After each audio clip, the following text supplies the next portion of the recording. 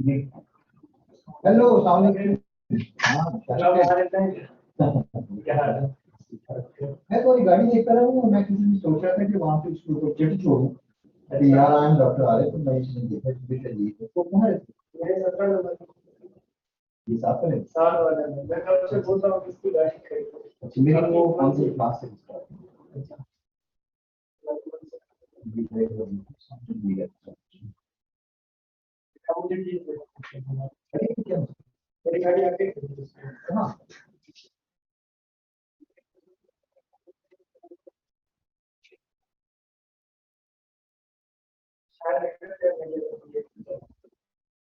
यार, अच्छा यार नहीं था।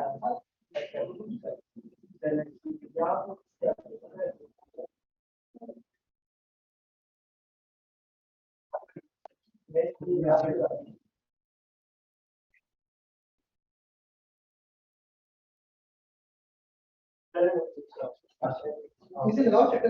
हाँ सर, बिल्कुल बहुत सर। मैंने भी ऑनलाइन क्लास स्टार्ट की है। अच्छा अच्छा, मैंने आपको इनकी तो वो है वाइट है ना मैदान। वहाँ वाइट मैदान तो नहीं करी। रेड मैदान तो वो यहाँ नहीं।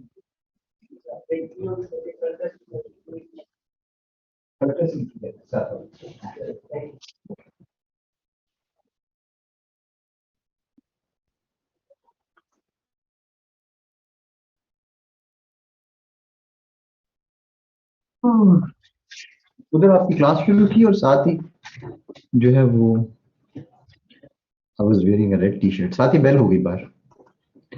Online batch 27। वालेकुम अस्सलाम।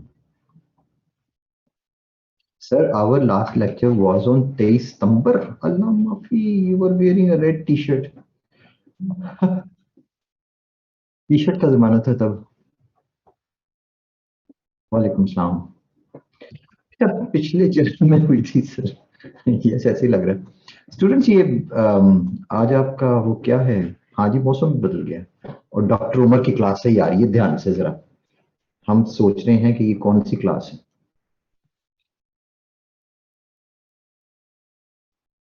अच्छा,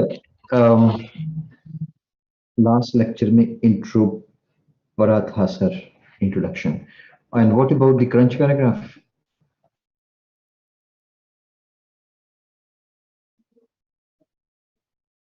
तुम लोग का लेक्चर नंबर क्या है आज? पहले मुझे ये बताओ ना। इस्लामाबाद 27।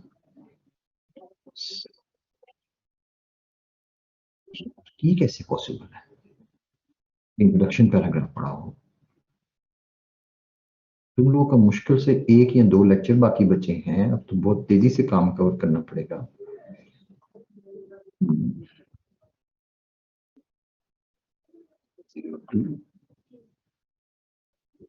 0204 को। तो आज आपका छठा लेक्चर है। कितना नंबर लेक्चर है आपका? 6 अब हुआ है और ये 7वां लेक्चर है।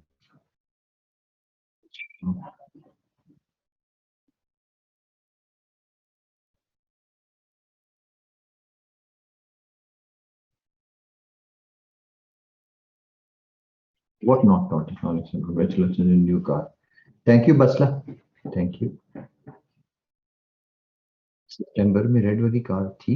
हाँ, तो ब्लैक वाली नहीं थी। यस, अटेंशन ग्रैबर किया था। और अटेंशन ग्रैबर और इंट्रोडक्शन पैराग्राफ सारा सारा हो गया हुआ है ना। चलो पहले क्रंच पैराग्राफ करो और उसके बाद कंक्लूजन करो आज। और उसके बाद जो है वो आर्गुमेंटेटिव ऐसे स्टार्ट करो। ठीक है students, a lot of things to do today. Crunch paragraph quickly.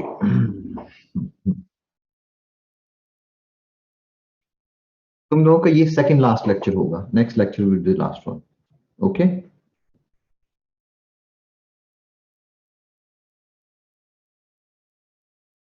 अच्छा जी, जो क्रंच पैराग्राफ जिसको हम कहते हैं,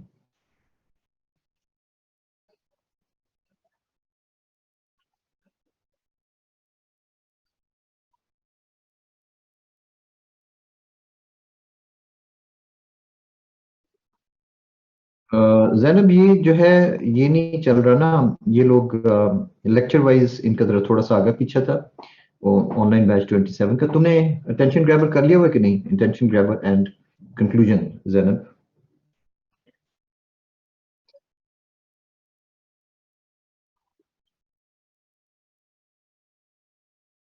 अटेंशन ग्रैबर डन नहीं, मैं पूछ रहा हूँ, sorry, crunch paragraph. Zainab Zia, can you tell me? नोआ की तरफ से एक्चुअली आपके साथ क्रंच पैराग्राफ तुमने कर लिया हुआ है। और अच्छा, जैनब ने कर लिया हुआ है, तो फिर ये तो क्लास तुम्हें फर्स्ट हाफ अटेंड करने की जरूरत नहीं है। नेक्स्ट आर्गुमेंटेटिव ऐसे मैंने ब्रेक के बाद करनी है। हाँ, और कंक्लूजन पैराग्राफ, चलो ठीक है, बैठी रहो, कोई बात नहीं, अटेंड कर लो।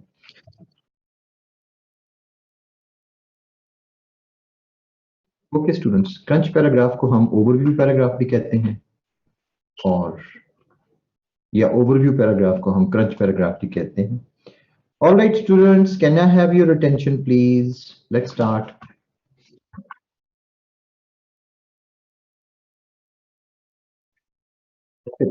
ये जो ओवरव्यू या क्रंच पैराग्राफ जिसे कहा जाता है, ये बेसिकली इसका मकसद है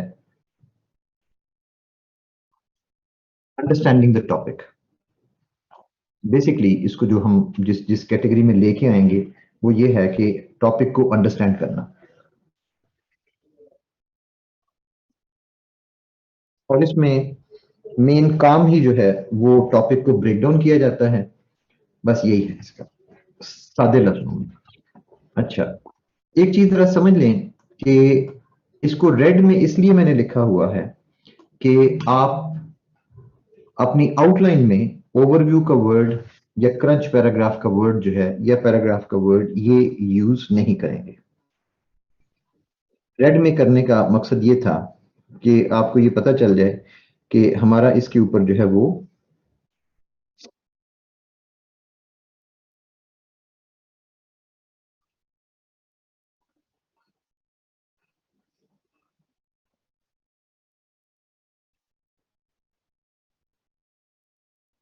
ये वर्ड्स नहीं लिखने, और इसकी जगह नोट कर लें जरा, प्रॉपर हेडिंग लिखनी होती है क्रंच पैराग्राफ की। क्रंच पैराग्राफ का वर्ड यूज नहीं होगा, ओवरव्यू का वर्ड यूज नहीं होगा, और यहाँ पे प्रॉपर हेडिंग लिखनी होती है जिसके जरिए आप इसको वो करेंगे, शो करेंगे कि ये एक्चुअली चीज क्या है। और हेडिंग कैसे बनानी है? The heading of this paragraph may be formed by rephrasing the essay title. आपका जो टॉपिक है एसे का, जो टाइटल, जो एसे टॉपिक जो दिया गया है, उसी को रीफ्रेज करें तो ये इसकी हेडिंग जो है वो बन जाती है। पहली चीज तो हम जरा इसको सीख लें, और इसको सीखने के लिए मैं आपको दिखाऊंगा वही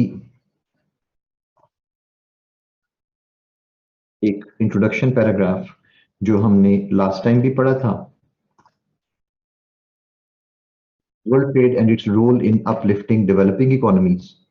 और इसके साथ जो लिखा हुआ है, अब ये टॉपिक दीजिएगा, world trade and its role in uplifting developing economies, ये हमारा टाइटल है ऐसे का।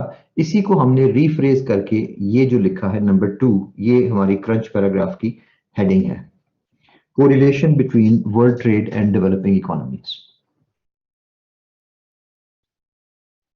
ठीक है स्टूडेंट्स, यानी पहले टॉपिक्स देख लें क्या है, world trade and its role in uplifting developing economies. उसी को हमने रीफ्रेज कर दिया है, क्योंकि इसका जो काम होता है, इसका क्रंच पैराग्राफ का इसका काम होता है सिर्फ और सिर्फ जो आपका टाइटल है, जो एसे का जो टॉपिक है, उसको ब्रेक डाउन करना, अंडरस्टैंडिंग द टॉपिक, और उसके अलावा कोई नहीं। और इसका स्ट्रक्चर कोई नहीं होता। ये 100 टू 120 वर्ड्स का पैराग्राफ है, इसका स्ट्रक्चर कोई नहीं है। सिर्फ इसमें हमने ये बताना है एग्जामिनर को कि हमें क्या समझ आई है टॉपिक की, और बस। तो ये इतना चीज की हेडिंग इस तरीके से बनती है कि अगर आप सिर्फ उसको रिफ्रेश कर लें, जैसे यहाँ पे वर्ल्ड ट्रेड का भी जिक्र आ गया है और डेवलपिंग इकोनॉमीज का भी जिक्र आ गया है, और कोरिलेशन उन दोनों के दरमियान जो है वो क्या है। ठीक है जी, एक और आपको मैं दिखाता हूँ एक आर्गुमेंटेटिव ऐसे का,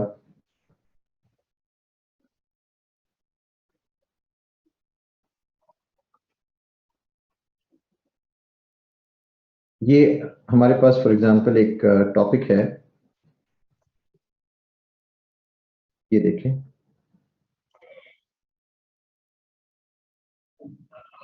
expanding information technology, a blessing और ए कर्स।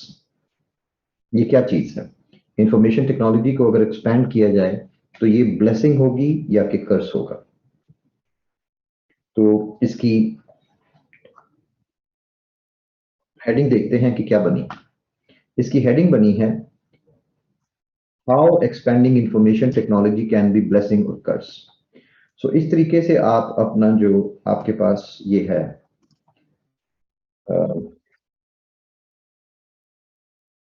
जो टाइटल ऐसे का दिया गया होता है, उसी को हमने जो है वो रिफ्रेज कर दें तो ये बन जाती है, हमारे पास हेडिंग जो है वो बन जाती है। स्टूडेंट्स, बात की समझ आई है? बस इतनी ही एग्जांपल्स है मेरे पास, इससे ज्यादा नहीं है।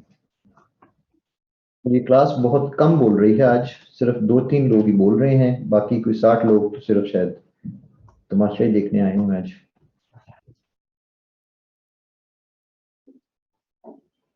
चुप करके बस बैठे रहना है।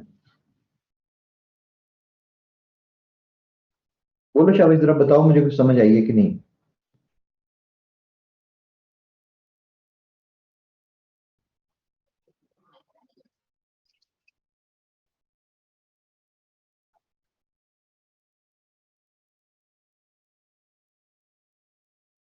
तो ये मैंने आपको सिखाया है सिर्फ और सिर्फ,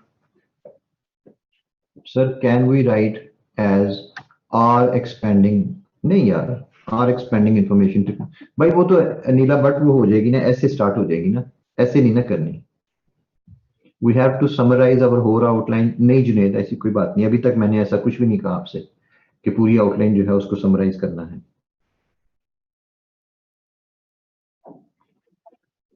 इसका ऐसे के साथ ताल्लुक ही कोई नहीं है, अपने दिमाग में जरा इस चीज को क्लियर कर लें। Sir how shall we make crunch paragraph heading of the title if gold rusts what shall iron do. इसकी हेडिंग बनेगी दैट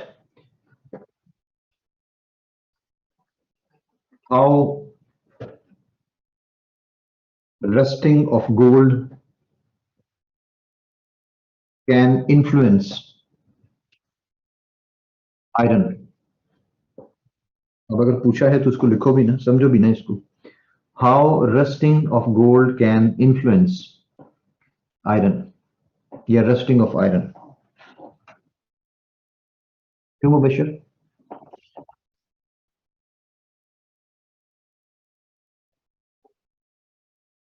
अच्छा जी। सो ये है, मैंने आपको तरीका बताया है, सिर्फ और सिर्फ ये जो मैं एक्सप्लेन कर रहा था आपको कि इसकी जो हेडिंग है वो कैसे बनती है। ये हेडिंग बनानी आपको सिखाई है। ये हेडिंग बनाने के लिए इसका टाइटल जो है उसी को रिफ्रेश कर दें तो आपकी हेडिंग बन जाती है। टाइटल को रिफ्रेश कर दें।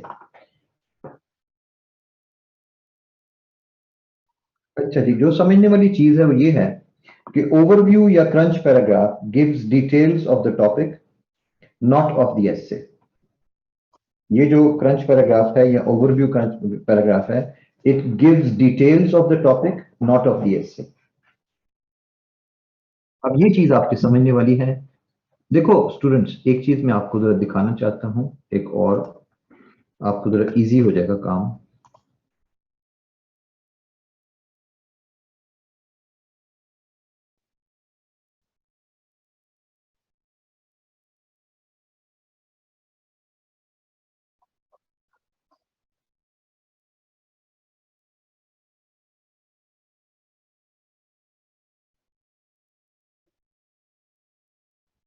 ये देखिएगा,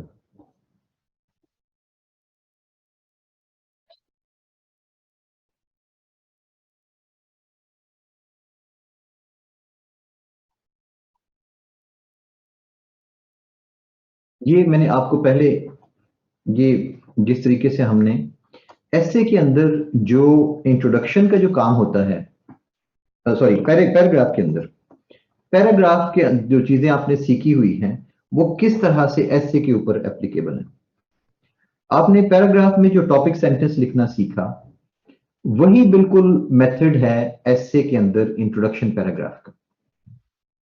यानी जो चीजें हम टॉपिक सेंटेंस में कहते हैं कि करें या ना करें, वही चीजें हम इंट्रोडक्शन पैराग्राफ के बारे में कहते हैं कि करें या ना करें। जो काम पैराग्राफ में रीजनिंग या एक्सप्लेनेटरी सेंटेंस का था, बिल्कुल वही काम क्रंच पैराग्राफ का है। मसलन रीजनिंग और एक्सप्लेनेटरी सेंटेंस क्या करता है भला पैराग्राफ के अंदर? स्टूडेंट्स आप बताएंगे मुझे।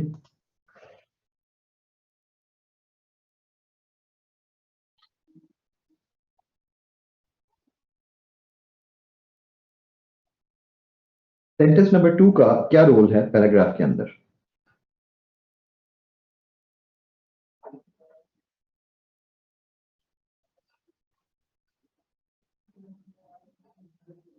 नहीं, सपोर्ट नहीं है मेमोना।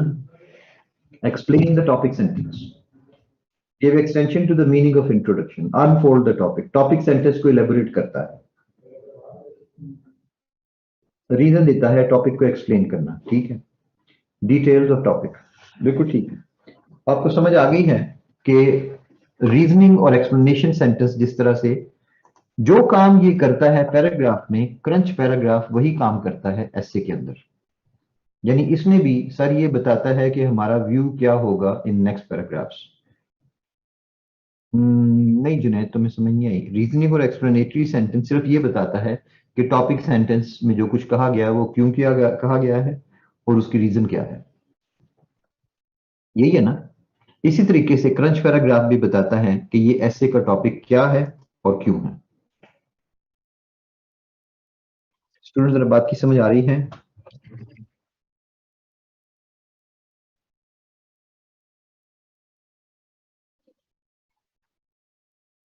ठीक है, मुझे जरा 2 मिनट दीजिएगा, मैं जरा अपने लिए कॉफी बनाऊंगा, क्योंकि मैं आज तीसरी क्लास है ये, और शदीद किस्म की जहनी थकावट महसूस हो रही है पिछली 2 क्लासेस पढ़ाने के बाद। मैं जरा चाय जरा अपने ले ले आऊं, ठीक है?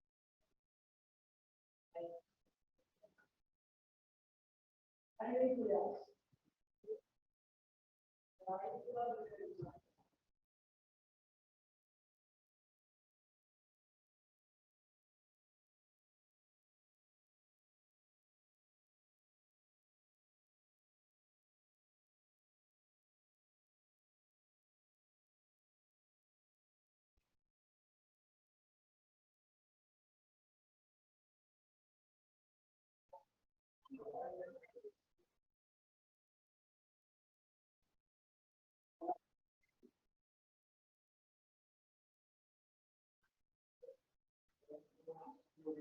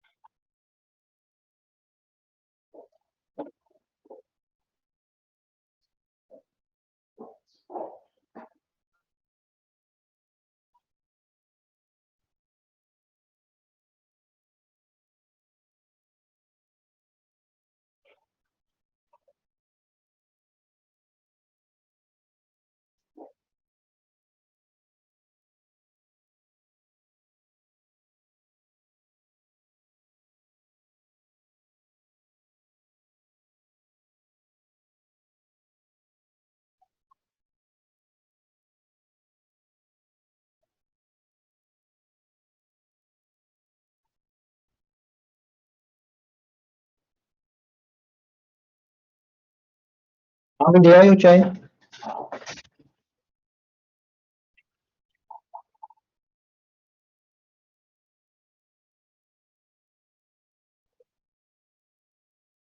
हेलो क्लास, मैं वापस आ गया हूँ।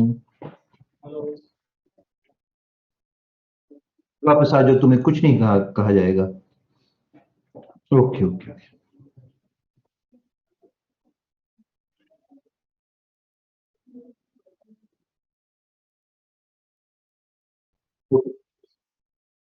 सो इस ये जो सामने आपके इस वक्त मैंने किया हुआ है, ये जो ग्राफिक है, इससे आपको एक चीज समझ आ जाएगी कि एक्चुअली जो पैराग्राफ था वही बिल्कुल उन्हीं लाइंस के ऊपर, जैसे टॉपिक सेंटेंस था उसी तरह से इंट्रोडक्शन था, उन्हीं लाइंस के ऊपर बिल्कुल। जैसे सेंटेंस नंबर 2 था उसी तरह से पैराग्राफ नंबर 2 है। और जिस तरह से कंक्लूडिंग सेंटेंस लिखा जाता है पैराग्राफ में, इसी तरह से एसे का कंक्लूजन जो है वो भी लिखा जाएगा। शुरू में आपको मैंने बताया था कि पैराग्राफ एक तरह से एक मिनी ऐसे होता है। तो यहां से आपको समझ आ रही है कि वाकई वो बिल्कुल ऐसे की तरह उसके अंदर सारी चीजें जो है वो पूरी की गई होती हैं।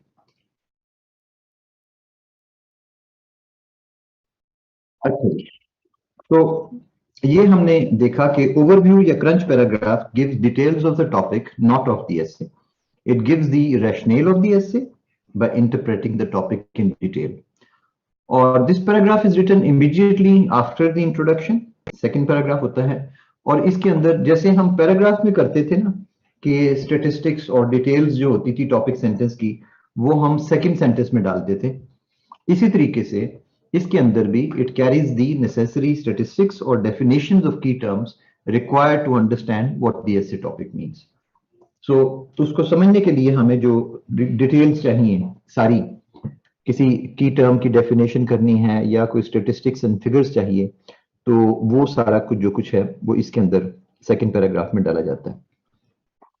और इसका काम सिर्फ इतना है, इसके अंदर ये याद रखें कि टॉपिक की डिस्कशन नहीं करनी, it is limited to elaborating the topic only and it does not start the essay discussion or argument that is done in the next paragraphs। और इसकी लिमिट जो है वो 100 to 120 वर्ड्स है। जैसे सेकंड सेंटेंस पैराग्राफ में आगे उसका मेन पॉइंट जो था वो नहीं देता, जो डिस्कशन है मेन वो स्टार्ट नहीं करता, उसी तरीके से यहाँ पे भी हमने सिर्फ और सिर्फ टॉपिक को वो करना है, ब्रेक डाउन करना है और कुछ भी नहीं। मसलन ये एक ऐसे का टॉपिक था वाटर क्राइसिस इन पाकिस्तान, तो अगर इस तरह की कोई ऐसे है तो हमें अब जाहिर है इसके अंदर वाटर क्राइसिस की डिटेल्स चाहिए। तो पहली बात तो ये कि देखें इसकी हेडिंग कैसे बनेगी इस पैराग्राफ की। उधर लिखा था वाटर क्राइसिस इन पाकिस्तान और उसके ऊपर सब हेडिंग कैसे बनी, the crisis situation of water in Pakistan. ठीक है ना, उसी को हमने रिफ्रेज करके तो जो टॉपिक जो, क्योंकि इसका काम ही इस पैराग्राफ का सिर्फ और सिर्फ टाइटल को अंडरस्टैंड करना है, तो इसलिए इसकी हेडिंग भी टाइटल के मुताबिक ही बनती है। क्राइसिस सिचुएशन अब क्या है पाकिस्तान में 2023 में? The crisis situation related to water is defined by a UNDP report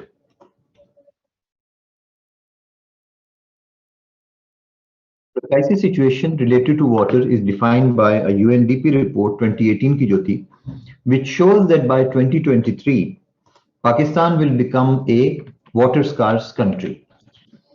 अब इसकी 2023 की ये जो 2018 की रिपोर्ट थी यूएनडीपी की, इसी में बाकी डिटेल्स भी दी हुई थी। मसलन in 1957 Pakistan used to have 5,000 million acre feet per capita water which shrunk to 1089 MAF in year 2012। तो या मीटर स्क्वायर कर लें MAF की जगह, तो पाकिस्तान के पास इतना पानी जो था वो होता था हर इंडिविजुअल के लिए, लेकिन 2012 तक ये पानी कम होके हमारे पास जो था वो 1089 रह गया। करंट स्टैटिस्टिक्स यानी 2018 के show that Pakistan has only 1057 MAF as per capita water available. अब और भी कम हो गया है, 1057 रह गया है, यानी कम होता जा रहा है साल ब साल। This is expected to fall below 1000 MAF by 2023 when Pakistan would be declared a water deficient country। तो 1000 जो है वो बॉटम लाइन है, 1000 MAF से नीचे चला जाए तो उसको कंट्री को कहा जाता है कि ये वाटर डिफिशिएंट कंट्री है। This clearly shows that Pakistan is going to face water scarcity, which would prove to be a major crisis and an existential threat for the country।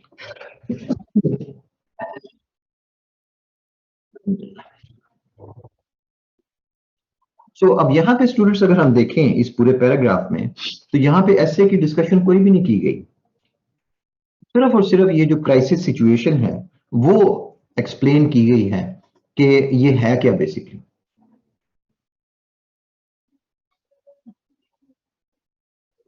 ये लिख सकते हैं इंजीनियर जी। स्टूडेंट्स को समझ आइए इस paragraph को पढ़ के? आप जरा स्टेटिस्टिक्स से घबरा रहे हैं जरा थोड़ा सा, ये सारे स्टेटिस्टिक्स इसी रिपोर्ट के अंदर जो है वो दिए हुए हैं। और वैसे भी एक सीएसएस स्टूडेंट को इन डिटेल्स का कम से कम थोड़ा बहुत पता होना चाहिए, क्योंकि आजकल हर बंदे को जगह जगह पे ये पब्लिश हो रहा है कि पहले 5000 होती थी, फिर 1089 रह गया, फिर 1057 रह गया, अब ये 1000 हो जाएगा। ठीक है, तो इसका बेसिक कुछ चीजें जो है क्रंच पैराग्राफ की वो आपके जनरल नॉलेज से जी। इट महद उस्मान बिल्कुल it discusses the main problem, बल्कि हम यूं कहा करते हैं कि इट प्रॉब्लमेटाइजेस द टाइटल। मैंने कहा ना स्ट्रक्चर कोई नहीं, सपोर्टिंग पॉइंट कहां से आया है? शहजाद नासिर, ये इसमें कोई वो नहीं, स्ट्रक्चर नहीं लगता।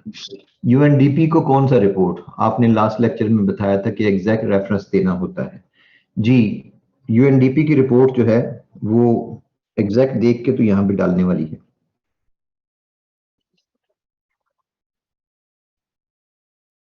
अगर तो फातिमा आपका टाइटल ऐसा है कि उसके अंदर कोई रियल एग्जांपल चाहिए तो डाल लें, लेकिन ये ख्याल रखिएगा कि कहीं ऐसा तो नहीं कि आपको पैराग्राफ के लिए कोई एग्जांपल चाहिए थी और आप यहां पे लगाने की कोशिश कर रही हैं।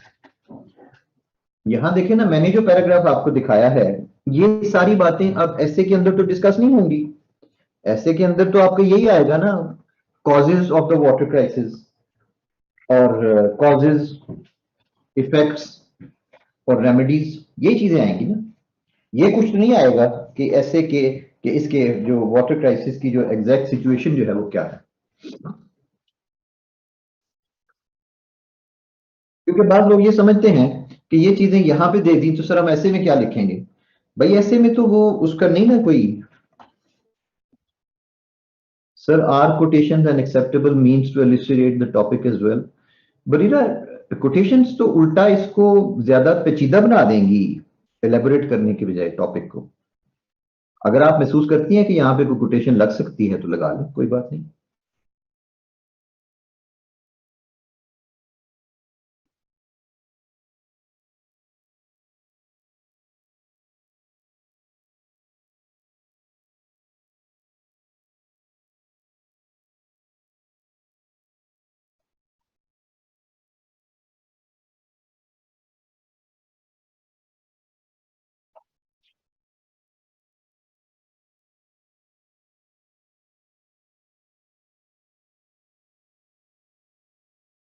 ये स्टूडेंट्स क्रंच पैराग्राफ समझ आई?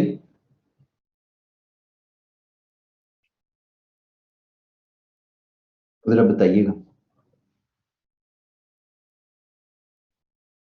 What is the difference between an introductory paragraph and crunch paragraph in an essay? Ahmad Umar, ये डिटेल्स हैं, आप इंट्रोडक्टरी पैराग्राफ में लिख सकते हैं। आपने शायद इंट्रोडक्शन वाला पैराग्राफ नहीं ना अटेंड, लेक्चर अटेंड नहीं किया। किया था? क्यों स्टूडेंट्स, ये क्रंच पैराग्राफ और इंट्रोडक्शन पैराग्राफ सेम है? बिल्कुल क्लियरली अलग अलग चीजें हैं ना। इंट्रोडक्शन पैराग्राफ के अंदर आप अटेंशन ग्रैबर देते हैं, आउटलाइन दिखाते हैं, थीसिस स्टेटमेंट देते हैं। हमारे स्टूडेंट्स एक्चुअली ना, पता क्या होता है पाकिस्तान में, ये जो ये लिखा है ना सारा कुछ, ये इसको सारे को वो करने की कोशिश करते हैं, ये इंट्रोडक्शन में सारा कुछ करने की कोशिश करते हैं, इसलिए इनका इंट्रोडक्शन जो है खराब होता है।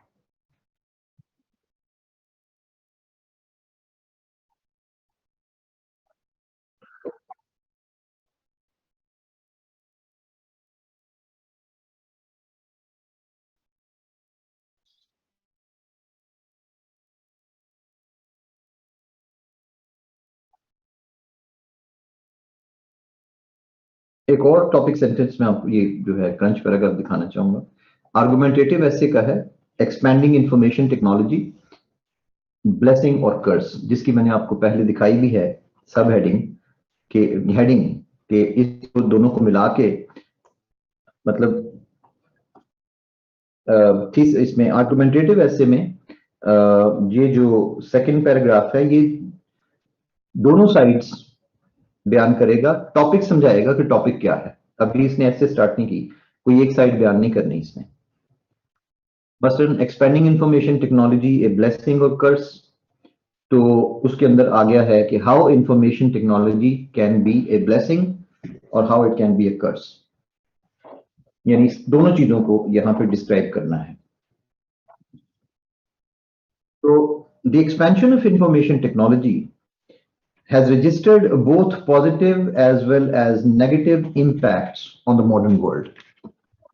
दोनों चीजें बयान करनी है, पर मॉडर्न वर्ल्ड में दोनों चीजें हुई है, impacts on the modern world। On one hand, mankind has used information technology to facilitate the various complex functions of the current era, due to which it is called a blessing। एक तरफ तो mankind has used information technology, यानी एक तरफ इसका बहुत ज्यादा फायदा उठाया है दुनिया ने जिस वजह से हम इसको ब्लेसिंग कहते हैं। For instance, there are 4.66 billion internet users in the world today. दुनिया में ये हमारे पास फिगर है 4.66 billion internet users in the world today. The total number of internet users around the world grew by 321 million in the past 12 months. More than 875,000 new users each day. अब ये जो figures मैंने सारी पेश की हुई हैं, ये बेसिकली जॉन क्लेमेंट्स की आर्टिकल है, वर्ल्ड वाइड डिजिटल पॉपुलेशन नवंबर 2020 की।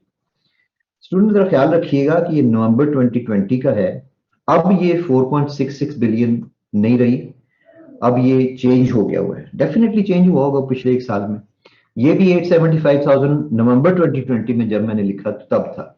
अब आप इसको नहीं लिख सकते, या ये जो इनके जितने जो है वो ये सारी जो फिगर्स हैं ये उस वक्त की, अब जो है ये चेंज हो चुकी है। समझ आ रही है इस चीज की? आपने जो लिखना है, आप अपनी जो करंट जो स्टेटिस्टिक्स हैं वो लिखेंगे। मसलन आजकल जो है वो कौन सी है,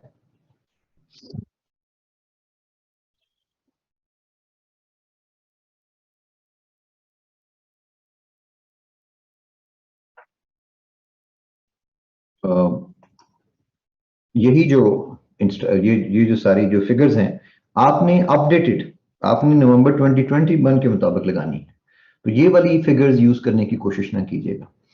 सो दीज हाई नंबर्स शो, जी जब डेटा जब अपडेट करेंगे तो फिर जहां से डेटा अपडेट करेंगे उसका रेफरेंस देंगे ना, इसका तो नहीं दे सकते आप। These high numbers show that information technology is being used by a large segment of humanity today. So ये तो हमने जो blessing है वो गिनवा दी सारी की सारी, ठीक है। On the other hand, it is called a curse, as the spread of IT has led to increase in cyber crimes all over the world. For example, during the calendar year 2019, 467,361 complaints of cyber crimes were received. उस जमाने में 2019 के जो है वो ये इतनी figures जो थी वो साइबर क्राइम की रिपोर्ट्स आई, an average of nearly 1300 every day and more than 3.5 billion dollars in losses to individual and business victims were recorded. अब इसका सोर्स क्या है? हरजवे ग्रुप जो है ये हर साल official annual cyber crime report छापता है, तो आप इसको अगर दोबारा देखेंगे, अभी देखेंगे official annual cyber crime report 2020 की अब ढूंढेंगे तो वो मिल जाएगी, और उसके अंदर ये वाली फिगर्स जो हैं ये चेंज हो गई होगी। तो this depicts the curse aspect of expanding information, यानी इतने वो ब्लेसिंग जो है वो इतने लोग वो रोजाना इंटरनेट को ज्वाइन कर रहे हैं, तो ये ब्लेसिंग की वजह से है, और कर्स इस तरह से है कि रोजाना इतने ज्यादा क्राइम्स जो हैं ये वो भी इसके ऊपर रिपोर्ट किए जा रहे हैं। जुनेद सर, 1-2 साल बैक का डाटा वैलिड नहीं हो सकता in some cases that it is somehow considered in current affairs. नहीं, ये जो इस तरह की जो चीजें हैं ना ये बिल्कुल लेटेस्ट होनी चाहिए, क्योंकि ये अब पिछले साल का जी, चूंकि टीचर ने, मैंने देखा है बाद लोगों ने, मैंने लिखा हुआ लोगों ने भी लिखा हुआ, मैं जब चेकिंग के लिए बैठा हूं तो वो देखा, जबकि आप इसके बड़े आराम से स्टेटिस्टिक्स मिल जाते हैं। मैं ये टेलीग्राम के आपका जो ग्रुप है ऐसे रिसोर्स सेंटर, उसके अंदर ये मैंने इसका लिंक भी इसीलिए डाल दिया था, ये देखें, ये ऐसे रिसोर्स सेंटर, तो इसके अंदर पिछले दिनों एक लिंक जो था वो हमने डाला था, ये world internet user statistics and 2021 world population stats. तो इसको क्लिक करें, इसमें आप जाएं इस वेबसाइट पे, तो you will get all the,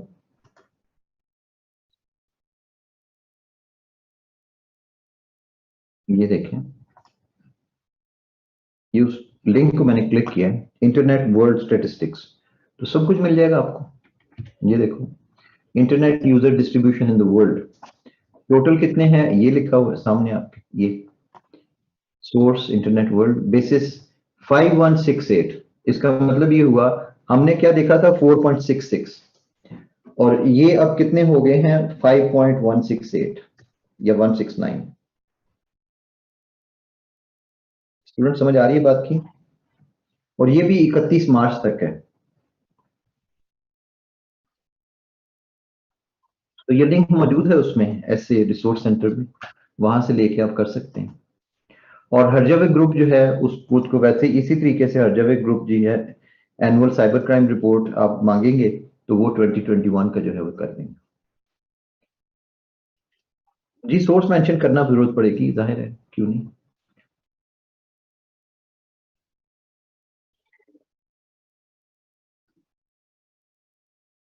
नहीं, ये वाली चीज करंट अफेयर नहीं मानी जा सकती कि जी पुराना मैंने 2020 के लिखे हुए हैं, 2019 के, तो आप भी वही लिख दें कि नहीं ये अभी तक वैलिड है। नहीं, ऐसी चीजें लेटेस्ट ही अच्छी लगती हैं।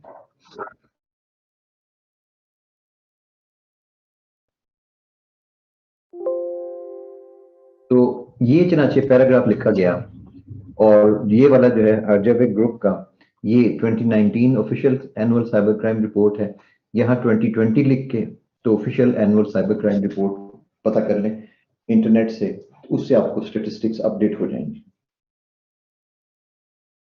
बस एक दफा कर लें, उसके बाद उनको याद कर लें, क्योंकि ये जो बेसिक फिगर्स हैं कि दुनिया में इंटरनेट यूजर्स कितने हैं, दुनिया में साइबर क्राइम कितने हो रहे हैं, ये तो जनरल नॉलेज के लिहाज से भी हर सीएसएस के स्टूडेंट को इसकी इंफॉर्मेशन तो चाहिए ना।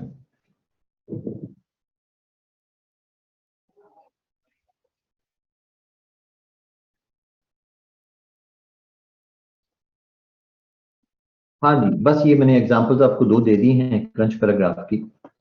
अब जरा मुझे बताएं क्या समझ आई क्या नहीं आई।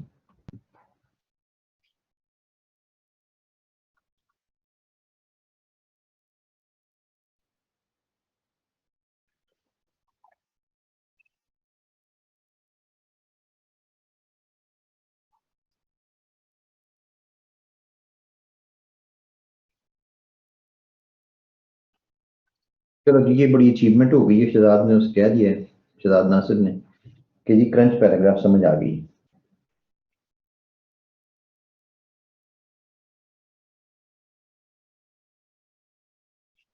अब देख लो ये वाली फिगर्स जो हैं, ये ऐसे में कहीं भी इस्तेमाल नहीं थी होनी, क्योंकि ऐसे के अंदर तो आपने ब्लेसिंग या कर्स कोई सी एक साइड लाके तो अपने वो दिखते रहने थे ना पॉइंट्स।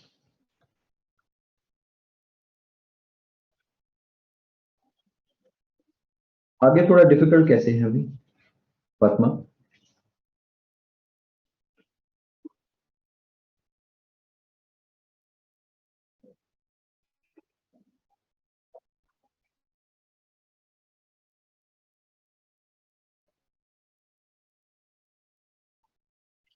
ये जो है ना बेसिकली कितने दुनिया में इंटरनेट के यूजर्स हैं, आप हैरान हो रहे हैं इसमें। क्रंच पैराग्राफ्स जो है ना स्टूडेंट्स, मेरी एडवाइस ये है कि आप इसमें थोड़ा सा डर गए हैं कि जी इतने स्टेटिस्टिक्स जो है वो इसके अंदर डालने हैं, ये है वो है, इस तरह की चीज नहीं है।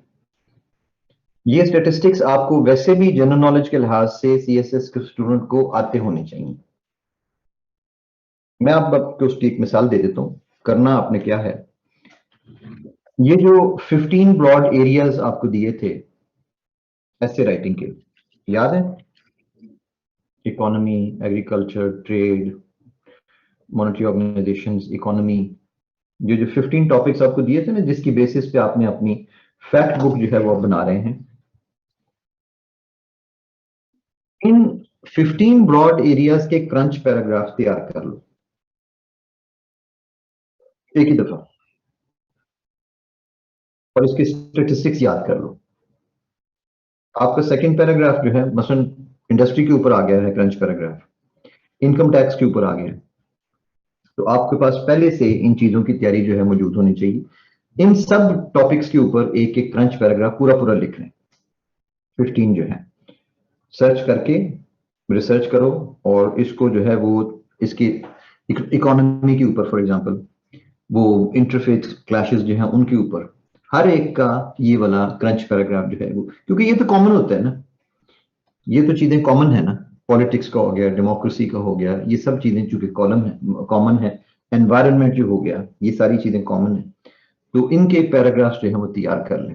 लास्ट टाइम हमने अटेंशन ग्रैबर लिखा सीखा था, गो कि अब उसको भी 1.5 महीना हो गया, कि अटेंशन ग्रैबर का भी यही तरीका था कि आप अपने इन 15 ब्रॉड एरियाज के अटेंशन ग्रैबर तैयार कर लें पहले से। मसलन एजुकेशन का है, एग्रीकल्चर का है, इनके अटेंशन ग्रैबर पहले से तैयार कर लें and keep them with you, और जुबानी बेशक याद हो जाए। उसका फायदा ये है कि इनमें से ऐसे तो आनी है लाजमी, और जब ऐसे आनी है तो टॉपिक को थोड़ा बहुत इसके साथ रिलेट करके, ये नहीं कि आपने टॉपिक को छोड़ देना है और अपनी मर्जी का जो लिखा हुआ है टेंशन या क्रंच पैराग्राफ वो इसी तरीके से टेंशन ग्रैबर जो है चलाना है। नहीं, जैसे टॉपिक है उसके मुताबिक उसको मॉडिफाई करें, लेकिन कम से कम आपके पास कुछ तो बुनियादी चीजें होंगी ना लिखने के लिए। इसलिए 15 ब्रॉड एरियाज के क्रंच पैराग्राफ तैयार कर लें और 15 ब्रॉड एरियाज के आप जो अटेंशन ग्रैबर्स हैं वो भी तैयार कर लें।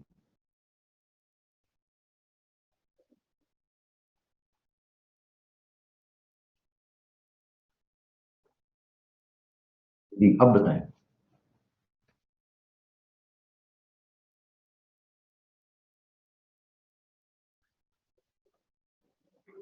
ये है आपका क्रंच पैराग्राफ। चले, जज़ाकल्लाह खैर। थोड़ी सी जरा हमें ब्रेक करनी पड़ेगी क्योंकि अभी कंक्लूजन पैराग्राफ पढ़ना है, तो I am feeling very very tired now, क्योंकि ये तीसरी क्लास है मुसलसल मेरी सुबह से ना, तो उस वजह से मुझे जरा 2 दफा रेस्ट करना पड़ेगा और उस तरीके से अपना आज का काम पूरा हो गया। I hope you don't mind students. Okay,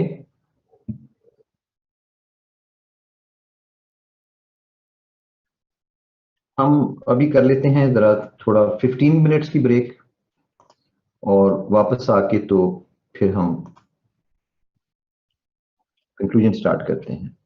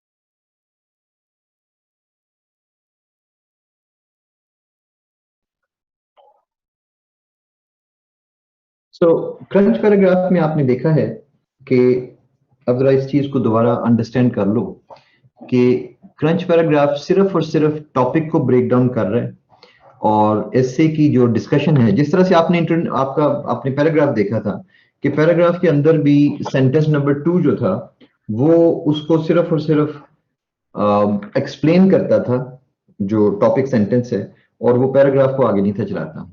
paragraph को आगे चलाने के लिए हमारे पास जो है वो सेंटेंस नंबर 3 सपोर्टिंग पॉइंट जो था उससे हमने चलाना था। तो इसी तरीके से आपके पास एसए के अंदर भी फर्स्ट पैराग्राफ इंट्रोडक्शन पैराग्राफ आया, उसने सिर्फ इंट्रोडक्शन दिया, अपना अटेंशन ग्रैबर, अपनी जिस्ट ऑफ द आउटलाइन, और उसके बाद थीसिस स्टेटमेंट। उसके बाद आपके पास क्रंच पैराग्राफ आ गया जिसने सिर्फ ये बताया कि ये टॉपिक किस चीज के बारे में है या टॉपिक इंपॉर्टेंट क्यों है।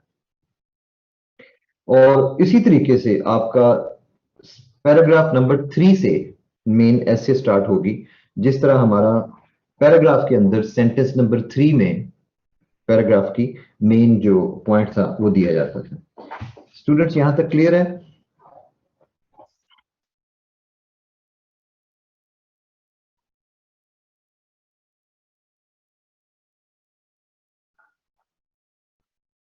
ठीक है, चलिए अब हम जो कंक्लूडिंग सेंटेंस है, कंक्लूडिंग पैराग्राफ जो है वो पढ़ लें। और आपने एक चीज और नोट कर ली कि क्रंच पैराग्राफ का पैराग्राफ स्ट्रक्चर नहीं होता, इसका स्ट्रक्चर कोई नहीं है। 100 to 120 वर्ड्स, आप जहां भी टॉपिक को ब्रेक डाउन करने के लिए, उसको अंडरस्टैंड करने के लिए आप जब भी कोई चीज देंगे, पैराग्राफ देंगे, तो वो एक्सप्लेनेशन जो है वो सारी ये होगी। एक और मैं इसके एग्जांपल जरा आपको दिखाना चाहूंगा।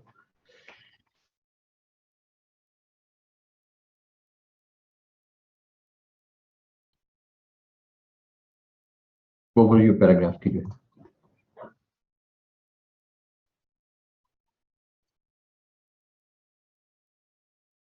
जैसे ये हमने ये सारा किया था, तो अब ये इसकी जो मैंने आपसे कहा है कि जो इसकी जो सारी इंफॉर्मेशन है उसको अपडेट करना आपका काम है। और अपडेट करने के लिए जो मैंने अभी आपको दिखाया है वो वाला इंफॉर्मेशन, मैं वो भी जरा दोबारा आपके साथ शेयर कर लेता हूँ। ये वाली थी ना, तो इसके ऊपर लेटेस्ट इंफॉर्मेशन जो है वो इंटरनेट यूजर से रिलेटेड मौजूद है। टोटल यूजर्स कितने हैं, और अब ये देखें उधर हमने 4.66 जो था वो लिखा हुआ था, और यहाँ पे ये कितना लिखा हुआ है, बेसिस 5168, तो यानी 5.16 या 5.17 तकरीबन बिलियन यूजर जो है वो मौजूद हैं इस वक्त इंटरनेट के। सो इस तरीके से आप जो है वो अपना, ये मार्च 31 2021 का है।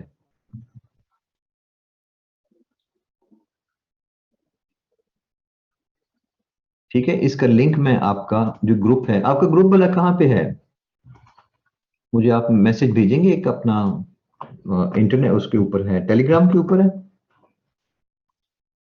जरा मैसेज मुझे भेजते हैं प्लीज, मैं ये लिंक आपको भेज दूं, ये वाला।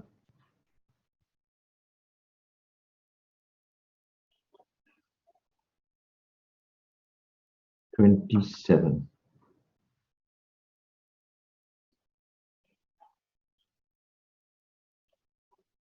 भेजा आपने ये? ठीक है, ठीक है, ठीक है, ठीक है।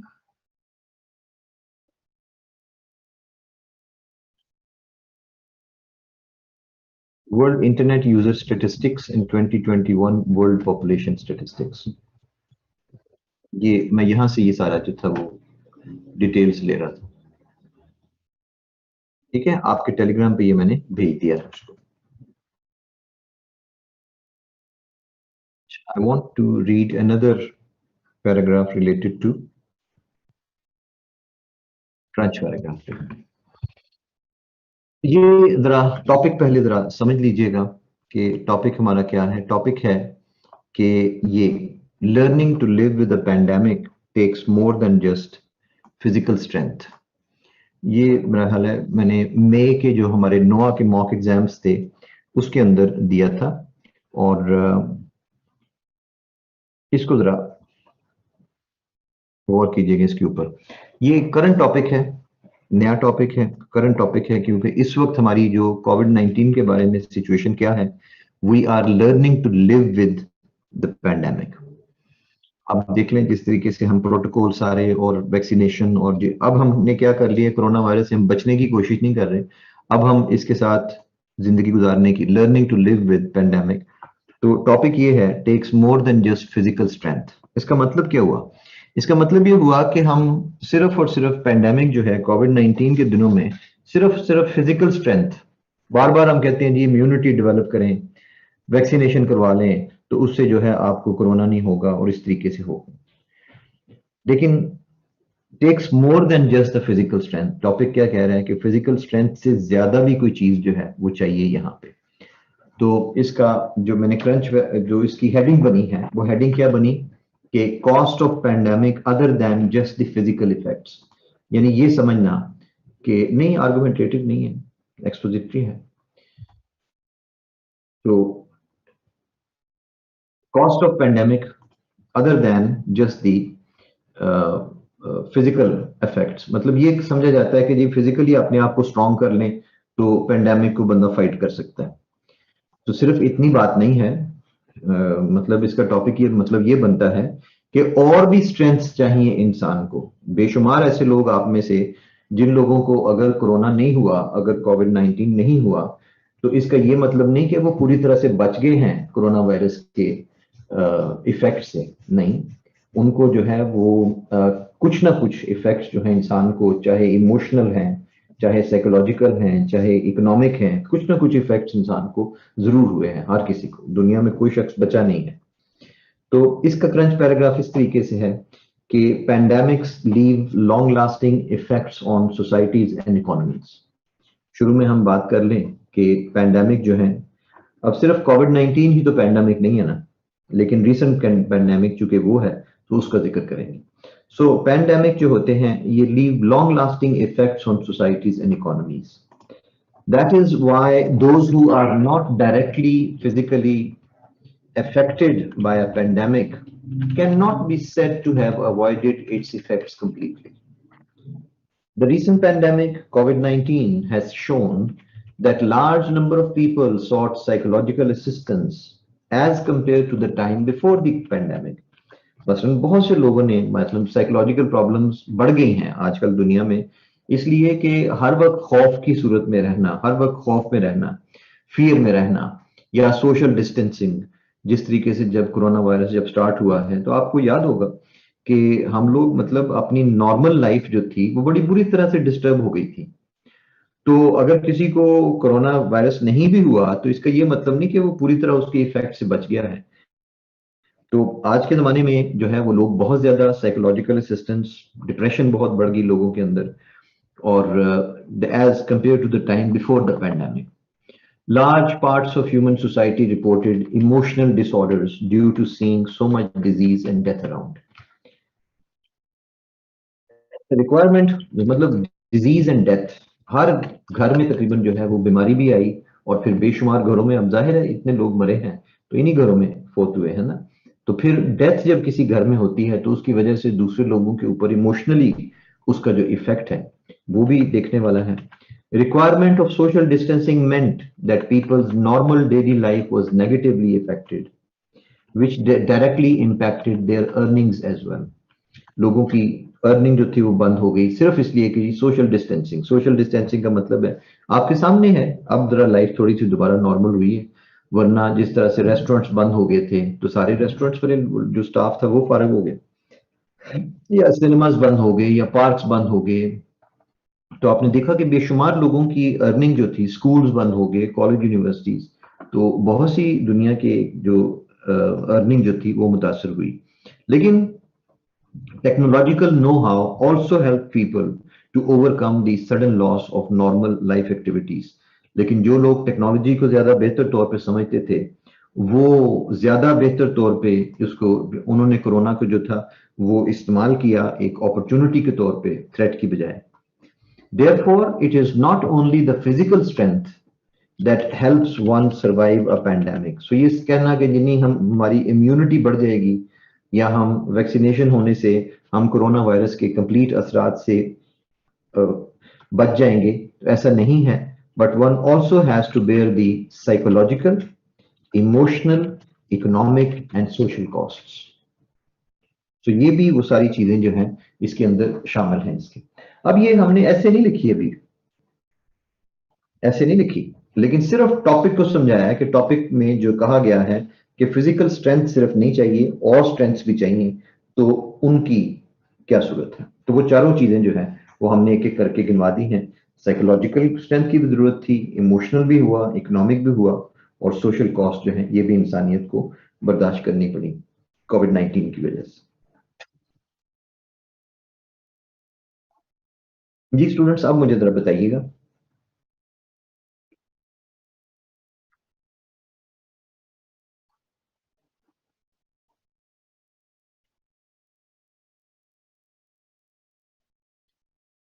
क्लियर है? तो ये क्रंच पैराग्राफ बड़े ध्यान से पढ़ने वाली चीज है कि हाँ स्टेटिस्टिक्स यूज नहीं किए, मतलब इसके अंदर जो है वो रेफरेंसेस भी यूज नहीं किए। नहीं, मैं लाजमी तो नहीं है उमर के सारे क्रंच पैराग्राफ्स में स्टेटिस्टिक्स वगैरह यूज होंगे, लाजमी नहीं है। अब क्रंच पैराग्राफ बगैर स्टेटिस्टिक्स के भी हो सकता है, जैसे यहाँ पे हमने उसको अंडरस्टैंड किया है। ये इसी तरीके से हमें इसका उनेजा मैं आमतौर पे मिसाल ऐसे दिया करता हूँ कि आप अपना ये जो टॉपिक है ऐसे का, किसी दूसरे बंदे को जरा समझाने की कोशिश करो। मुरसलीन, ऐसा बंदा जिसका सीएसएस से ताल्लुक नहीं है, जरा कोई भी टॉपिक जो है आप उसको जरा समझाने की कोशिश करो कि टॉपिक क्या है। समझ आती है ना? आप जब उसको एक्सप्लेन करेंगे ना कि ये टॉपिक क्या है, तो जो कुछ आप कहेंगे interpretation of the topic, yes Siddharth, जो आप इंटरप्रिटेशन करेंगे वही एक्चुअली क्रंच पैराग्राफ, बस उससे ज्यादा कुछ भी नहीं। ना इसको ज्यादा कॉम्प्लिकेटेड करना है और ना इसको ज्यादा जो है वो करने की कोशिश करनी है कोई बड़ी कॉम्प्लिकेटेड चीजें को नेक्स्ट बॉडी पैराग्राफ से कैसे कनेक्ट करेंगे। मेमूना, और नेक्स्ट अपने आप ही स्टार्ट हो जाता है। नेक्स्ट जो है मसलन कॉस्ट ऑफ पैंडेमिक है, या इसकी मिसाल देखो ना वाटर क्राइसिस वाले की।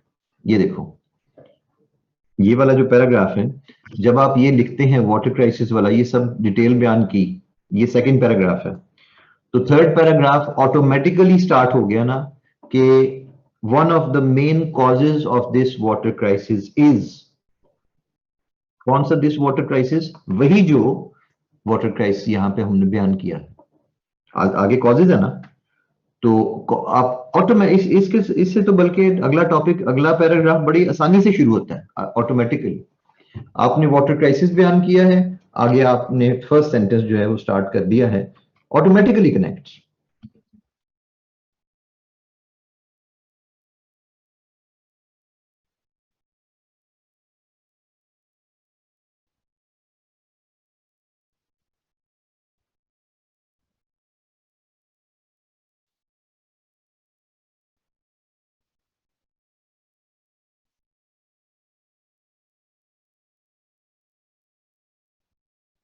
क्या ख्याल है?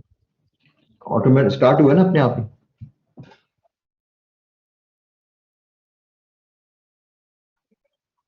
ये जो आपने दिस लिखा है, ये दिस से क्या मुराद है?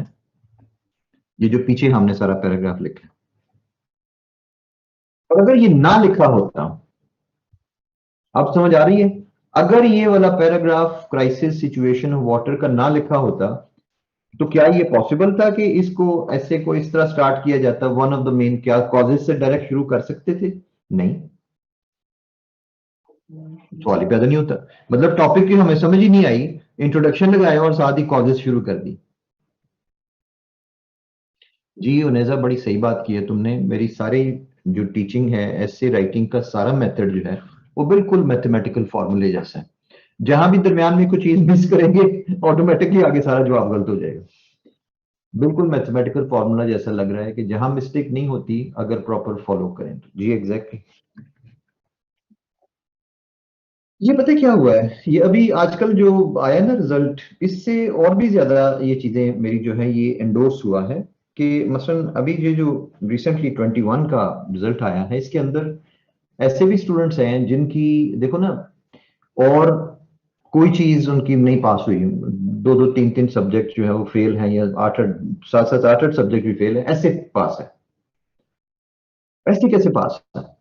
मुझे खुद पता है कुछ स्टूडेंट्स का जिनका कैलिबर नहीं था सीएसएस पास करने, लेकिन ऐसे पास कर गए।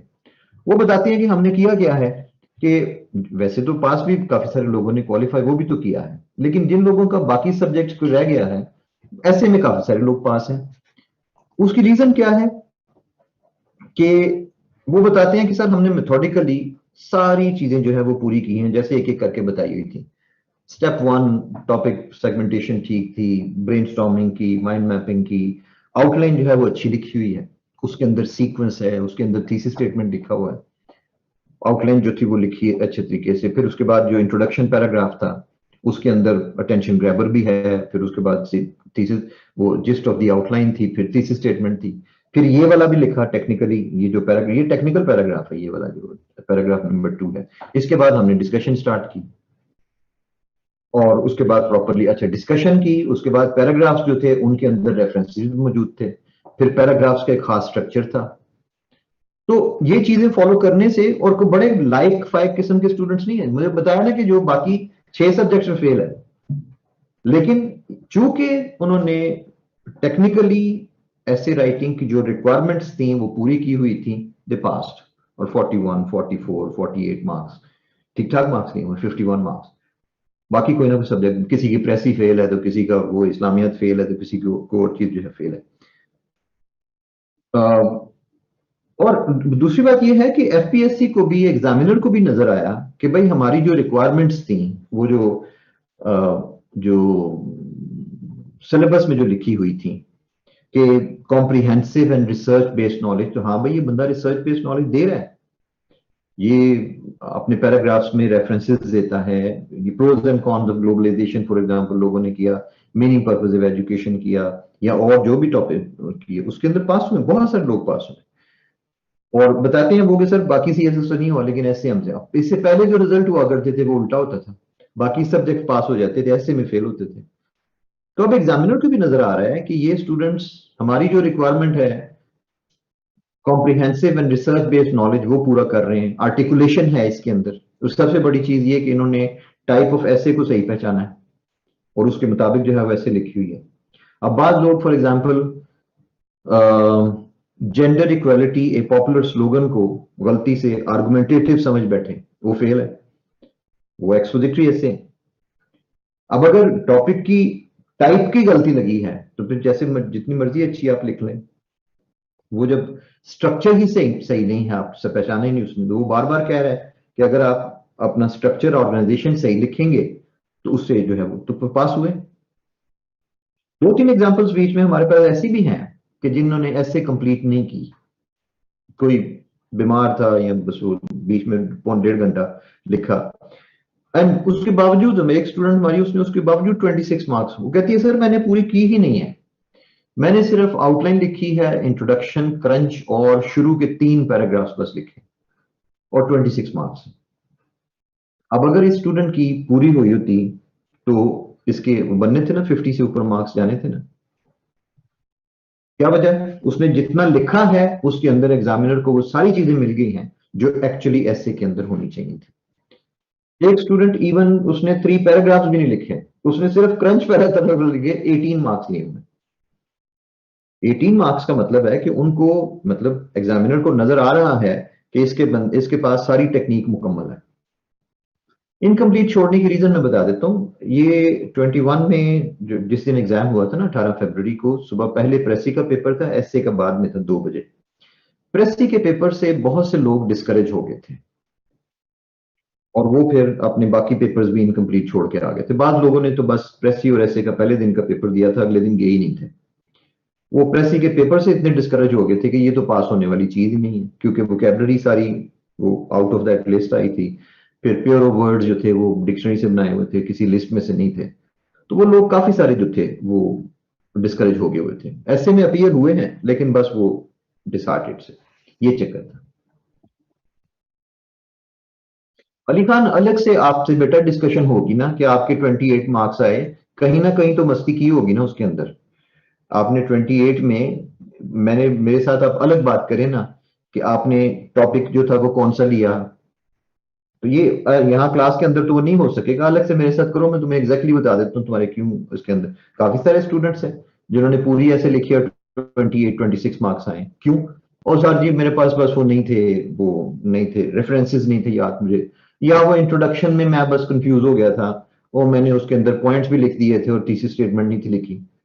तो कोई ना कहीं तो कुछ किया होगा ना जिस वजह से ये 28 मार्क्स आए, ये चक्कर होता है। तो मैं अलग से तुम्हें कर दूंगा डिस्कशन। ये नहीं, कंप्लीट ऐसे नहीं, मुझे सिर्फ आउटलाइन ही बता दो तो मैं भी जो है वो,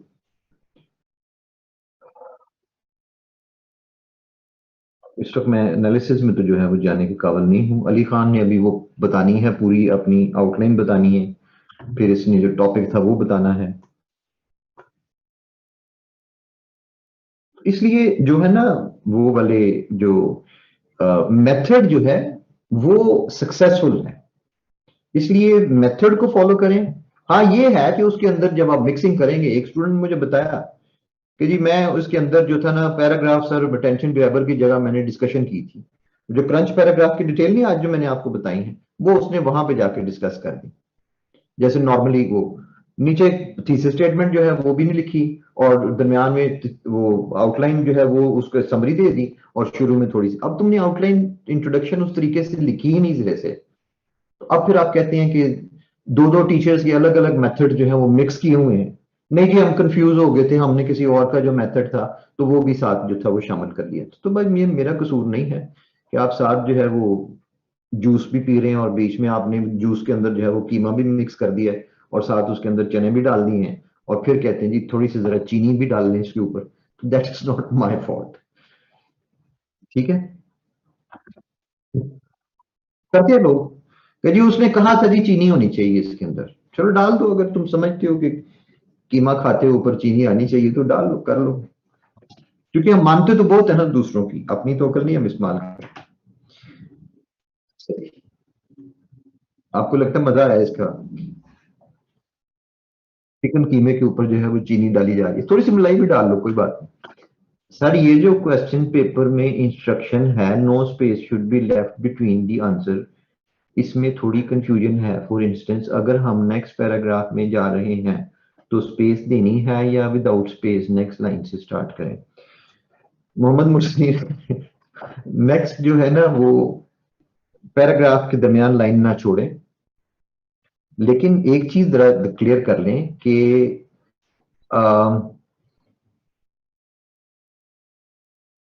जो इसके अंदर जो आप पैराग्राफ जो लिख रहे हैं, अक्सर स्टूडेंट्स पैराग्राफ लिखते हैं ब्लॉक फॉर्म में, लाइन से स्टार्ट करते हैं और उसका इंडेंट देना जरूरी है। तो लाइन ना छोड़े और उसके अंदर जो है वो उसको नेक्स्ट जो है वो उसके साथ, लेकिन अगला पैराग्राफ जब आप स्टार्ट करते हैं तो इंडेंट जरूर दें, 1-1.5 इंच का कम से कम। वो नहीं देते, पैराग्राफ ब्रेक नजर ही नहीं आती एग्जामिनर को। ये इशू चल रहा है आजकल। नहीं, वो पेट खराब को नहीं परवाह करते अली खान, वो कहते हैं नहीं उसने कहा है, सीएसपी है, उसने कहा था कीमे के ऊपर चीनी जरूर डाला करो, तो वो जरूर करेंगे। सीएसपी कुछ कह दे ना तो अवाम के लिए लाजमी हो जाता है। मैं कहा करता हूं कि सिर्फ आपको जायज नहीं है सीएसपी को सजदा करना, वरना तुम लोग सीएसपी वाले तुम वो भी करते तुम उनको। अच्छा जी सिर्फ सजदा रह गया, बाकी हम उनकी हर बात मानने को तैयार है, चाहे वो बेचारा तीसरी दफा पास हुआ है 40 नंबर लेके ऐसे में, लेकिन नहीं उसने जो कह दिया ना सर जी। अच्छा जी चलें, कंक्लूजन पैराग्राफ सीखें। आज मैं वो आर्गुमेंटेटिव नहीं शुरू कर सकूंगा, I don't have energy enough. जी students where are you? Sir will you teach us cohesion and coherence in paragraph along with argumentative essay? नहीं Shadab Nasir, cohesion and coherence जब हमने पैराग्राफ कनेक्टिंग मेथड्स किए थे तो उसके अंदर जो था वो हो गया था। और अब जो है वो ये आपको जो मैंने स्ट्रक्चर दिया था वो पुराना, जो पहले हम जिस तरीके से फरवरी टू अगस्त तक तकरीबन हम पढ़ाते हैं 8 या 9 लेक्चर्स के मुताबिक, तो वो वाला स्ट्रक्चर आपको दिया। आजकल मैं सिर्फ 7-7 लेक्चर्स कर रहा हूँ सारी क्लासेस के। तो कोहेरेंस मैं उसी तरीके से सिखा देता हूँ आपको उसके अंदर जो है पैराग्राफ कनेक्टिंग मेथड की। जी अली खान, अब रिक्वेस्ट बेटा ख्याल रखना कि मेरे पास टाइम जरा, हाँ बोलो।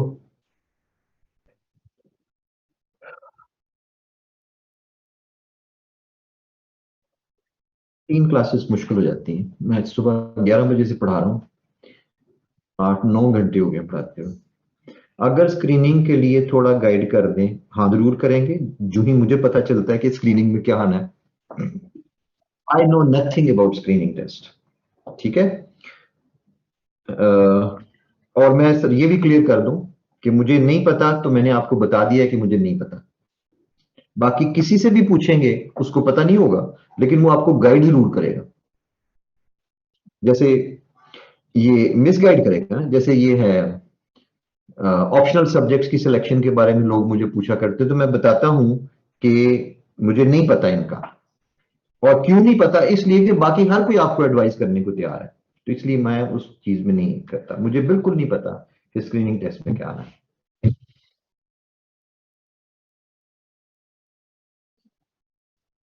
काश उर्दू ना होता। अभी एफपीएससी की तरफ से तो डिटेल्स नहीं ना आई। 200 मार्क्स का उसने कह दिया है आज की जी, 33%। लेकिन 200 मार्क्स की अब ब्रेकडाउन क्या है, मेरे 2-3 दिनों तक आ जाएगी उसकी डिटेल, डोंट वरी। अगर उन्होंने इतनी रिस्पॉन्सिबिलिटी दिखाई है कि बाकायदा स्क्रीनिंग टेस्ट के लिए उन्होंने प्रेस कॉन्फ्रेंस की है, तो फिर वो स्क्रीनिंग टेस्ट की भी डिटेल आ गई है, वो डेट्स आई है ना सिर्फ। अच्छा, उर्दू 20 मार्क्स की मेरे साथ जरा शेयर करोगे, किधर है ये एडवांस पब्लिक नोटिस? हाँ तो बस ठीक है। एमपीटी विल बी, ठहर यार मैं जरा पढ़ लूँ इसको जरा, तुम्हें पता है मेरी जरा अंग्रेजी कमजोर है, तो मैं जरा पढ़ लूँ जरा इसको।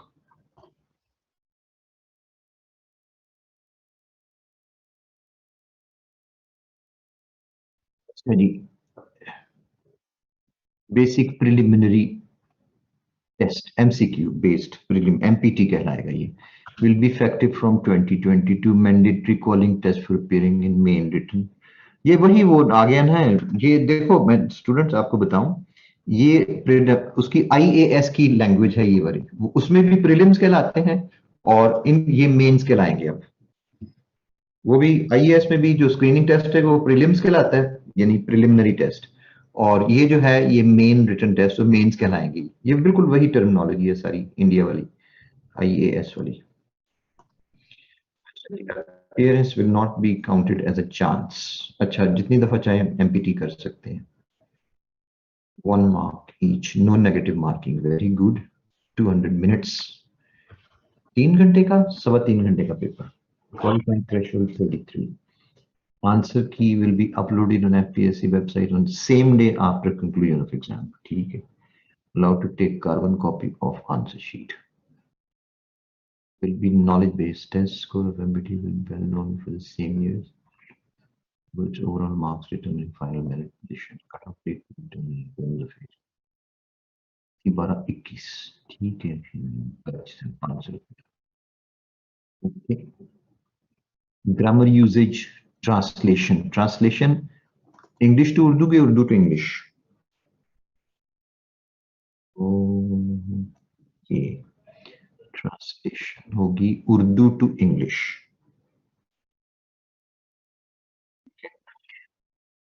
वोकेबलरी, ग्रामर यूजेज और कॉम्प्रिहेंशन, ठीक है। ओके स्टूडेंट्स, जरा नोट कर लें ये क्या होगा इसके अंदर। मैं अभी बात कर देता हूँ आपके साथ इसके ऊपर, आज ही कर लेते हैं। Vocabulary means synonyms, antonyms।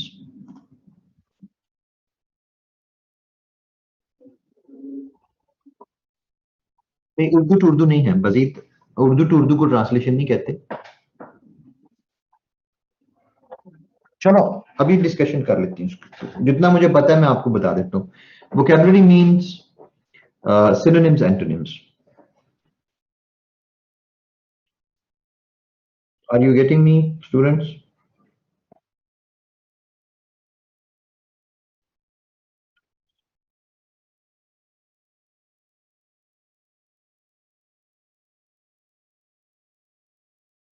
Fatima sir, इसमें अगर 2023 में अपीयर होने वाला 2020 में अटेम्प्ट दे तो चांस काउंट नहीं होगा। कहा ना कि एमपीटी देना है तो चांस काउंट नहीं होगा।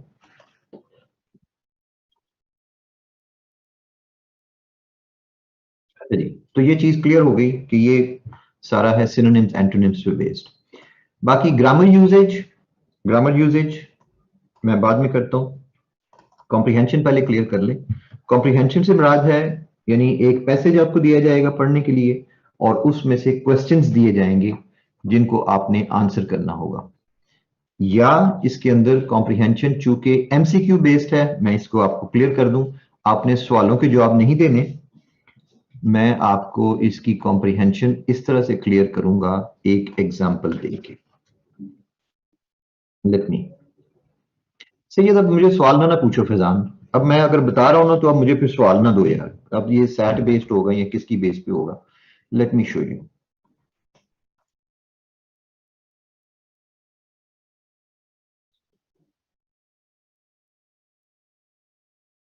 आपको कॉम्प्रिहेंशन का वो बताता हूं। हम्म,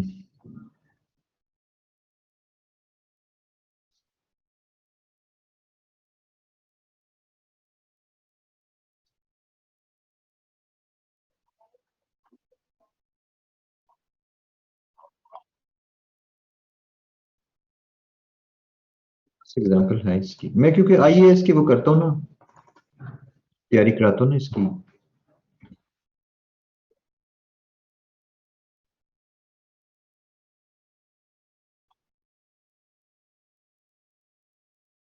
ये है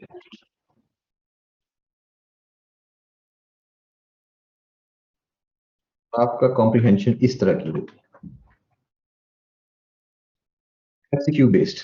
आपने इस तरह से, आपको पैसेज दिया जाएगा, एयरबस क्राइसिस ओवर, और आप पैसेज पढ़ें, और इसके बाद जो आपके क्वेश्चन आंसर्स होंगे वो इस तरह से होंगे, कॉम्प्रिहेंशन क्वेश्चंस, क्वेश्चन दिया हुआ है और साथ उसकी ऑप्शंस दी हुई है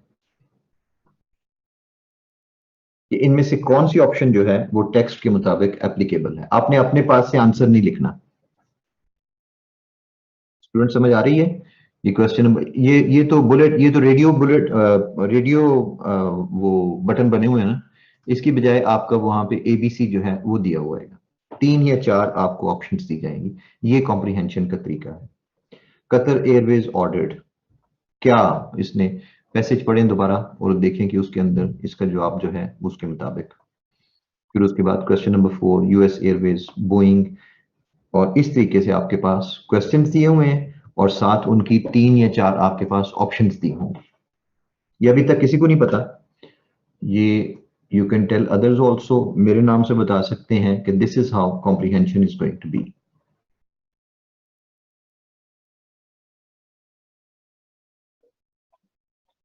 ठीक है जी, ये क्लियर हो गया? Thank you Naman. So do you think they will give an essay MPT, easy MPT, since it's the first time? नहीं बसला, बिल्कुल नहीं। इजी क्यों, तो को क्यों करें?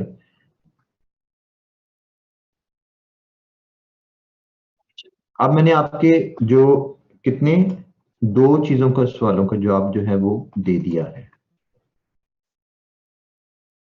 ठीक है, अच्छा, इसका मतलब ये हुआ कि ट्रांसलेशन पता है किस तरह आएगी आपकी? ट्रांसलेशन भी इसी तरह से एमसीक्यूज में है, लिखनी नहीं है। ये उर्दू की जो बात हो रही है ना ट्रांसलेशन की, ये भी एक, अगर आपको सेंटेंस दिया हुआ है और उस सेंटेंस के नीचे 4 ऑप्शंस दी हुई हैं कि इनमें से कौन सी ऑप्शन इसकी एग्जैक्ट ट्रांसलेशन है। ये स्टूडेंट्स, इसमें घबराने वाली कोई बात नहीं है ऐसी। समझ आ रही है मेरी बात की? कि आपको ट्रांसलेशन जो है वो एक सेंटेंस दिया हुआ, ये सेंटेंस बेस्ड होगा, ये सेंटेंस बेस्ड होगा। ट्रांसलेशन जो है ये सेंटेंस बेस्ड है, और उस सेंटेंसेस की जो है वो आपको 3 या 4 ऑप्शंस दी जाएंगी कि कौन सी इनके साथ जो है वो मैच कर रही है। तो उर्दू में कोई ऐसी वो प्रॉब्लम नहीं है। अच्छा, अब मैं आ जाता हूं ग्रामर यूजेज इंग्लिश वाली। ओके, ग्रामर यूजेज इंग्लिश वाली में आ जाओ। महद उस्मान, यार बातें करो जो इस वक्त हम कर रहे हैं। देखा ना, सीएसएस का स्टूडेंट हमेशा कुछ और बातें सोच रहा होगा।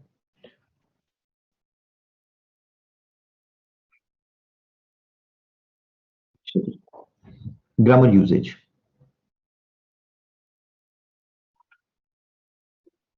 नंबर 1,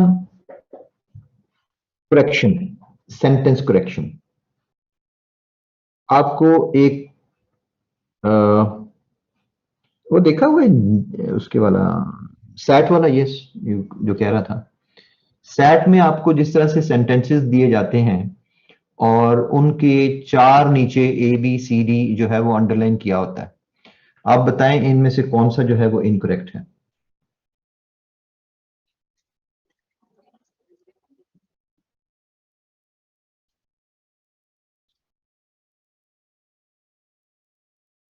कौन सा इनकरेक्ट है वो आपने बताना होगा।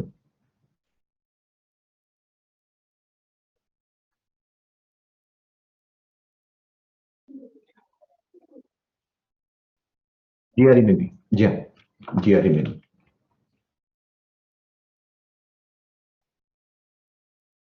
सेम इन जीआरई एग्जाम, बिल्कुल।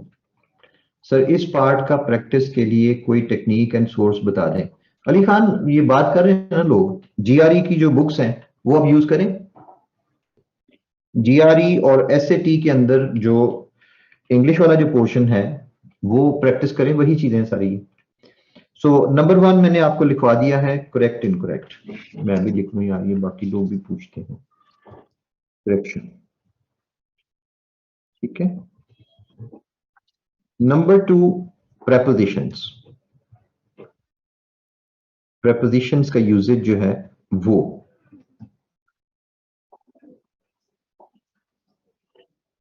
प्रेपोजिशंस की यूजेज जो है उसके ऊपर एक्सरसाइजेस है।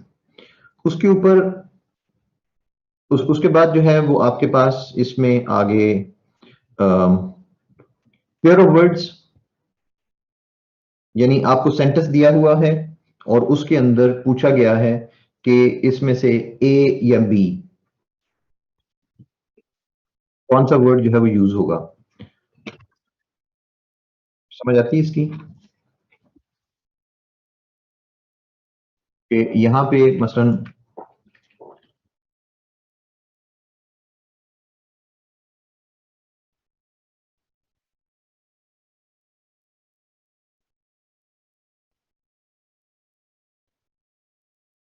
ही wants टू, और ये देखो जरा, ये देखना जरा, मैं टाइप करके आपको दे रहा हूं, सुनो जरा। तो आपके पास नीचे आपके पास ऑप्शन ए है,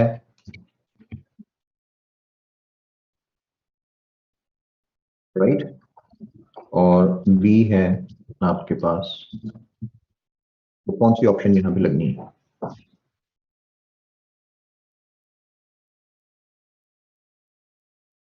ये आपका क्वेश्चन पेपर है और आपके पास जो आंसर शीट होगी, एमआर शीट जो है, उसके ऊपर आपने ए या बी लगाना है ना। राइट नहीं ना लिखना डॉक्टर उमर, ए लिखना है ना। सो ये आपकी आ गई पेयर ऑफ वर्ड्स हो गया। ईडियम्स नहीं हो सकते। अच्छा, या अगर ईडियम्स आप आते भी हैं, ईडियम्स भी आ सकते हैं, और लेकिन ईडियम्स की जगह जो मेन चीज आने वाली है ना वो है प्रेपोजिशनल फ्रेजेस।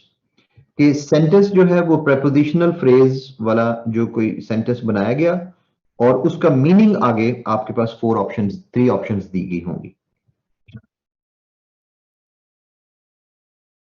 कोई सा एक सेंटेंस प्रेपोजिशनल फ्रेज के साथ बना के, तो उसका फिर आगे जो मीनिंग जो है वो उसकी दो तीन तीन ऑप्शन या 4 ऑप्शन जो है वो दी हुई है। इनमें से ए बी सी में से कौन सा करेक्ट है। अच्छा जी, प्रेपोजिशनल फ्रेजेस आ गई, पेयर ऑफ वर्ड्स आ गए। इसके बाद जो है वो टेंसेस, कोई जो है वो टेंसेस के हिसाब से कौन सी चीज जो है वो करेक्ट है। अब ये जो ग्रामर एक्सरसाइजेस हैं, एक्चुअली ग्रामर की अब डिफरेंट चीजें जो हैं इनके अंदर तो 5 6 7 चीजें आ जाती हैं, जिसके अंदर सब्जेक्ट वर्ब एग्रीमेंट है, सब्जेक्ट वर्ब एग्रीमेंट है, सब्जेक्ट वर्ब ऑब्जेक्ट एग्रीमेंट है, और वो टेंसेस के हिसाब से। अच्छा, प्रोनाउंस की गलती हो सकती है, काउंटेबल अनकाउंटेबल नाउन की गलती जो है वो हो सकती है उसके अंदर। पार्ट्स ऑफ स्पीच, यानी आपको सारे पार्ट्स ऑफ स्पीच जो है उसके मुताबिक एक्सरसाइजेस जो है वो तैयार करने की जरूरत है।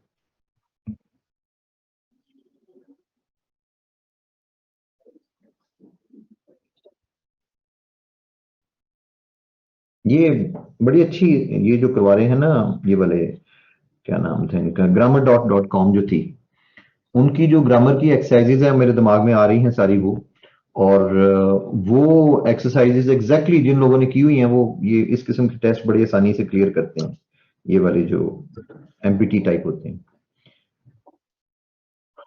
नहीं, वो डॉक्टर उमर पेड वेबसाइट है, हमारी पब्लिक जो है वो मुफ्त की चलने वाली है ना, तो वो फायदा कोई नहीं वेबसाइट का देने वाला। वो 4 मंथ्स का कोर्स करवा रहे थे जिसके अंदर ये वोकेबलरी सारी, पेयर ऑफ वर्ड्स, ईडियम्स और सिनोनिम्स, एंटोनिम्स, प्रेपोजिशनल फ्रेजेस, वो सारा कुछ करवाते हैं। और साथ जो था वो डेली ग्रामर की 2 एक्सरसाइजेस जो हैं वो आती हैं। तो मैं लिख देता हूँ, लेकिन ये कि आप उनको मैक्सिमम उस वेबसाइट से वो कर लेंगे, grammar.com। जाके लोग वहां पे ज्वाइनिंग के वो डालते रहेंगे। इनकी फीस होती थी 2000 रुपीज पर मंथ, लेकिन लोग वो 2000 देने को भी तैयार नहीं है, कहते हैं जी फ्री में काम हो जाए सारा।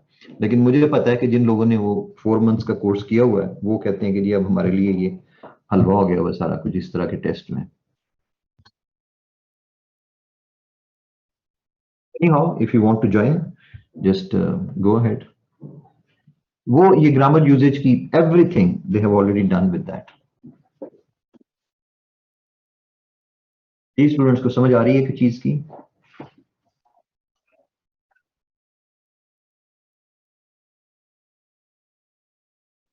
तो ये जो मैंने सारा कुछ बता दिया, अब इसके अलावा और कुछ भी नहीं है, और है क्या?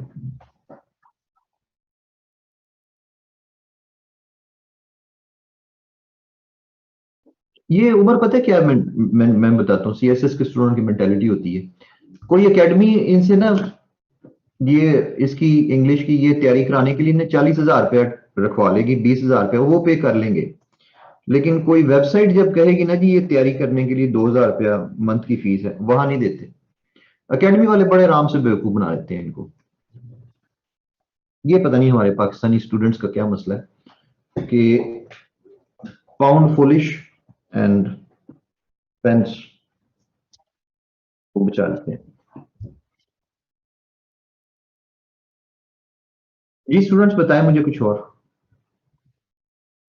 नहीं, महंगी चीज में कामयाबी हो तो मुझे कोई इतराज नहीं है, यकीनन महंगी चीज में अगर हो, लेकिन यहां मसला ये है कि पता क्या है, ये घूम फिर के, जैसे मैंने ये हम वो करवाते हैं ना नोआ में, इंग्लिश ग्रामर एंड राइटिंग का कोर्स, उसके उसके अंदर मैं राइटिंग सिखाता हूँ और ग्रामर का जो सारा जो पोर्शन था वो सारा कुछ था। अब हमारे यहाँ ये है कि अगर आपकी राइटिंग नहीं ठीक तो लोग क्या करते हैं, घूम फिर के फिर उन्हीं टेंसेस को रगड़ते रहते हैं जो पिछले आप 12 साल से पढ़ रहे हैं और आपको नहीं आए। फिर मैं देखा टीचर्स भी, हर बंदा उठेगा दुनिया में और उठ के रैन एंड मार्टिन पकड़ लेंगे और टेंसेस को दोहराते रहेंगे। 1 महीने का कोर्स कर लो, मैं शर्त लगाने को तैयार हूं, 2 महीने का कोर्स कर लो, इस किस्म का कुछ नहीं सीखा जाएगा, नथिंग। क्योंकि उस मेथड से पहले आपको नहीं, वो मेथड ही गलत है, वो मेथड ही गलत है सिरे से, ग्रामर ट्रांसलेशन मेथड जीटीएम। दुनिया उसके बाद और स्ट्रक्चर मेथड के ऊपर चली गई। लैंग्वेज सीखने का, लैंग्वेज आती है प्रैक्टिस से, रूल्स रटा लगा, आप सबको वो आते हैं, आपको सबको टेंसेज आते हैं। मैं आपके सामने गलत टेंस बोलूं तो आप फौरन जो है उसके अंदर गलती निकाल लेंगे, लेकिन आपको लिखना नहीं आता। वजह यह कि लिखना किसी ने सिखाया ही नहीं। हम लैंग्वेज भी बाकी सब्जेक्ट की तरह रटा लगा के कोशिश करते हैं करने की। ये मुझे नहीं पता कि वो टेस्ट की तैयारी करवाएंगे या क्या उनका वो मेथड है। एक से एक भर के एक्सपर्ट पड़ा हुआ है, तो जाहिर है। तो स्टूडेंट्स, मैं कंक्लूजन पैराग्राफ पढ़ाना चाह रहा हूँ और खत्म करें इसको। रीडिंग टेस्ट से मुतालिक जो मैं बता सकता था आपको वो बता दिया सारा कुछ।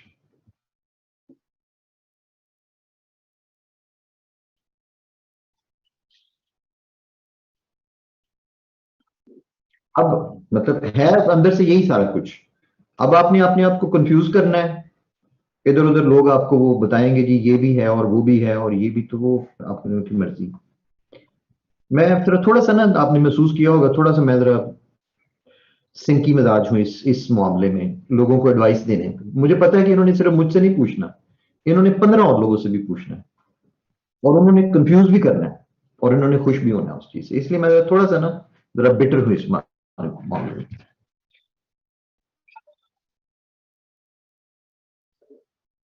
जी आई डू थिंग्स लॉजिकली ना, तो लॉजिक लोगों को पसंद ही ना आता। तो आगे चलें, कंक्लूजन पैराग्राफ। भाई ये करके इम्तिहान तो उसके बाद वो भी करना है आपने, मेंस मेन इम्तिहान भी देना है, उसकी पढ़ाई अपनी कंप्लीट कर लो पहले।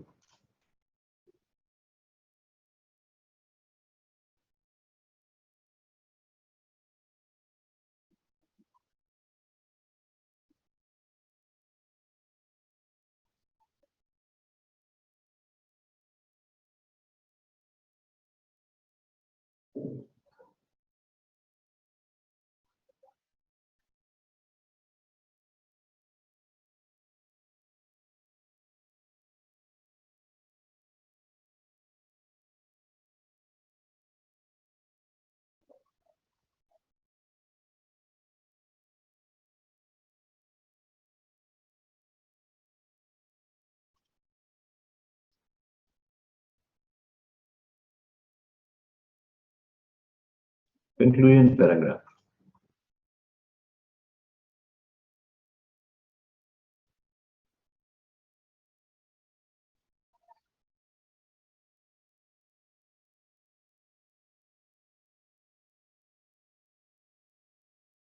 सर उर्दू में जो ट्रांसलेशन मेंशन की है वो उर्दू टू इंग्लिश होगी। हाँ मेमुना, अगर वो इंग्लिश टू उर्दू हो या उर्दू टू इंग्लिश हो, तरीकाकार उसका यही होगा कि एक सेंटेंस दिया होगा और उसकी 4 ऑप्शंस होंगी कि इनमें से कौन सा यहां एप्लीकेबल है।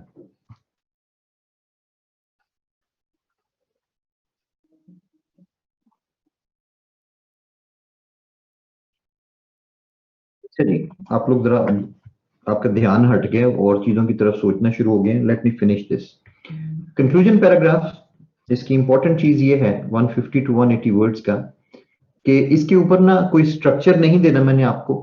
जिस तरह से क्रंच पैराग्राफ के ऊपर भी कोई स्ट्रक्चर अप्लाई नहीं होता और इंडिपेंडेंटली आपने लिखना है, इसी तरह से कंक्लूजन पैराग्राफ भी इंडिपेंडेंटली लिखा जाता है। उसकी वजह यह है कि ये अलग अलग आपके सारी एसेज अलग अलग तरीकों से डेवलप होती हैं और अलग तरीकों से डेवलप होने से उसके ऊपर वो आ जाता है, क्या कहना चाहिए, इनको ये मुश्किल है कि जिस तरीके से ऐसे डेवलप हो रही है आगे उन सबको एक ही तरीके से कंक्लूजन लिखवाने की कोशिश की जाए। It doesn't go like that. Conclusions का मेन काम ये है primarily for summing up what you have presented in the body of your एसे। बिल्कुल स्टूडेंट्स जो कंक्लूडिंग सेंटेंस पैराग्राफ में जिस तरह लिखते हैं ना कि नई बात कोई नहीं करनी, बस पुरानी बात जो है, पिछली बात जो की गई थी उसी को सम अप करें, उसको खत्म करें। Conclusion is somewhat a reflection of the introduction. जैसे हमने देखा था कि हमारा कंक्लूडिंग सेंटेंस काफी हद तक हमारे टॉपिक सेंटेंस को रिप्रेजेंट करता था या उसी को रिफ्लेक्ट करता था, उसी तरह की चीज हम इसके अंदर भी जो है वो हमने देनी होती है यहाँ पे। Main difference is of length, यानी इसका ये मतलब नहीं कि इंट्रोडक्शन सारा ही यहाँ पे दोबारा लिख देना है, नहीं, उसकी रिफ्लेक्शन, यानी जो हमने स्टार्ट किया था। मेन डिफरेंस ये है कि कंक्लूजन जरा शॉर्ट है, इंट्रोडक्शन थोड़ा इससे लेंथी होता है, 220 टू 250 वर्ड्स का होता है।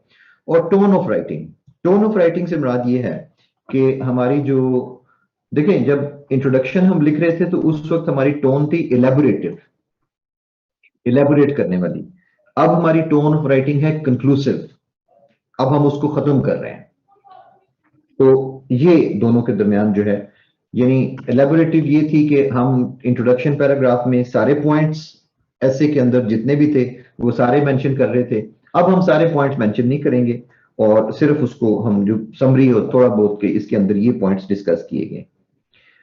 सो नो न्यू इंफॉर्मेशन, कोई सोल्यूशन या रेमेडीज अपने पास से नई नहीं देनी, जो आउटलाइन में से आ जाएं बस वही आ जाएं, उसके अलावा कोई नहीं।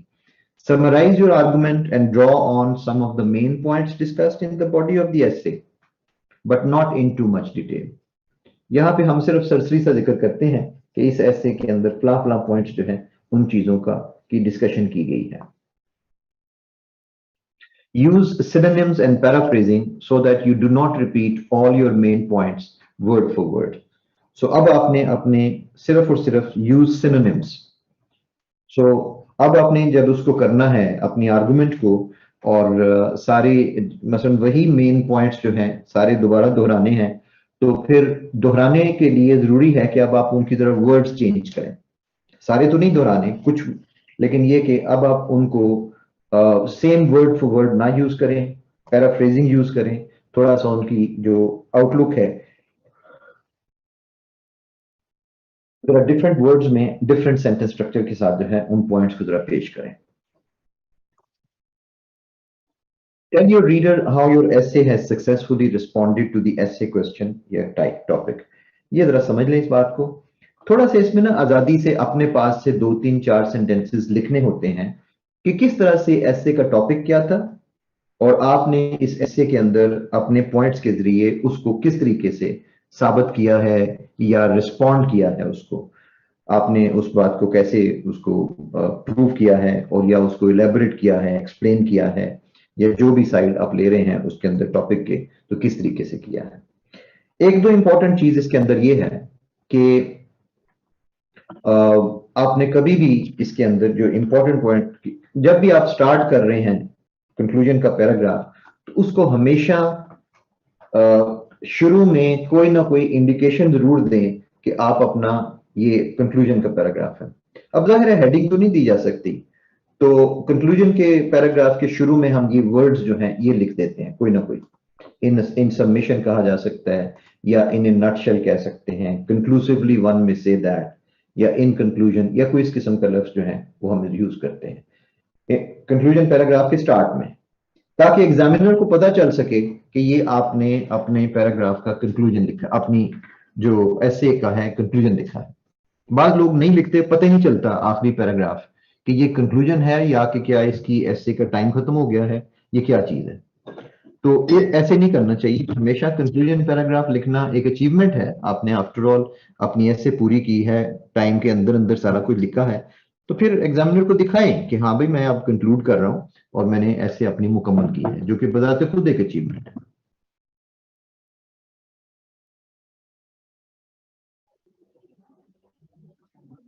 लेकिन इसके अंदर ये ख्याल रखना पड़ता है कि कभी भी ये टर्म्स यूज ना करें, एट लास्ट या फाइनली, या लोग लिखते हैं इन दी एंड।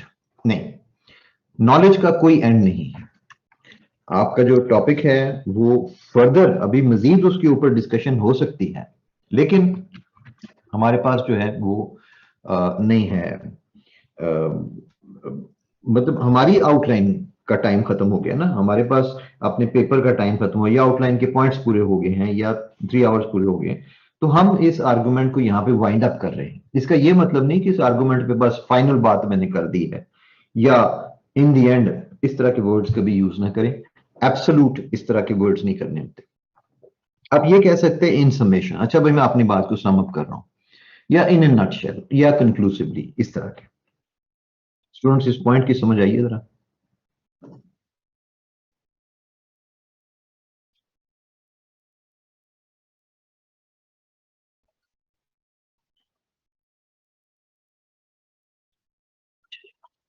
और जो दूसरी चीज जो जिसका ख्याल रखना है वो ये है कि finish your conclusion on A ray of hope. आखिर में हमेशा ऑप्टिमिस्टिक होना चाहिए इंसान को। Show optimism that the remedies you have suggested in the essay have the potential to resolve this problem. Believe in your remedies. तो आखिर में अपनी ये ऑप्टिमिज्म नजर आनी चाहिए कि आपने जो रेमेडीज दी हैं उनके अंदर ये पोटेंशियल शामिल है कि आप अपनी इस प्रॉब्लम को जो है रिजॉल्व किया जा सके। यानी बिलीव इन योर रेमेडी। हमारे यहाँ ये होता है कि रेमेडीज तो लिखी थी, लेकिन आखिर में कंक्लूजन में और बातें करनी शुरू हो जाती हैं, तो भाई रेमेडीज क्यों दी थी आपने? नहीं, आप एग्जामिनर को दिखाएं कि मेरे ख्याल में वाकई इस तरीके से इन इन इन मतलब जो है रेमेडीज के जरिए इस प्रॉब्लम को ओवरकम किया जा सकता है। आप खुद ही अगर उसमें बिलीव नहीं करेंगे, उन रेमेडीज को प्रॉपर सोल्यूशन के तौर पे पेश नहीं करेंगे, तो एग्जामिनर ने क्या उसको मानना है? क्या चाहिए? बिलीव इन योर रेमेडीज, और अपनी रेमेडीज को बताएं कि भाई इनके थ्रू जो है इस प्रॉब्लम को सॉल्व किया जा सकता है। मसलन ये देखिए, अब जो करप्शन जैसा टॉपिक है, ये क्या लगेगा कि करप्शन की वजह से सारा मुल्क जो है तबाह हो जाएगा? नहीं। Although corruption has devoured the social, economic, and moral fiber of Pakistani society, by acting out these suggested remedies, Pakistan can again be set on the path to progress.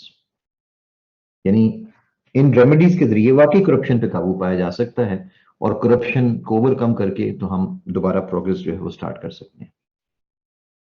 इस तरीके से you should be hopeful that situation इतनी जो है वो तारीक नहीं है। जैसे वो टॉपिक है global warming and it's consequences, तो वो तो बिल्कुल ही वो है ना, बड़ा मायूस कुन किस्म का, पैसिमिस्टिक किस्म का कि जी आखिर में दुनिया सारी ग्लोबल वार्मिंग की वजह से बस प्लैनेट जो है ड्राई हो जाएगा और सारे मर जाएंगे और ये वो सब कुछ। नहीं, ऐसे नहीं करना। मसलन इसको ऐसे खत्म किया जा सकता है कि the picture of climate change seems to paint a bleak future for Mankind.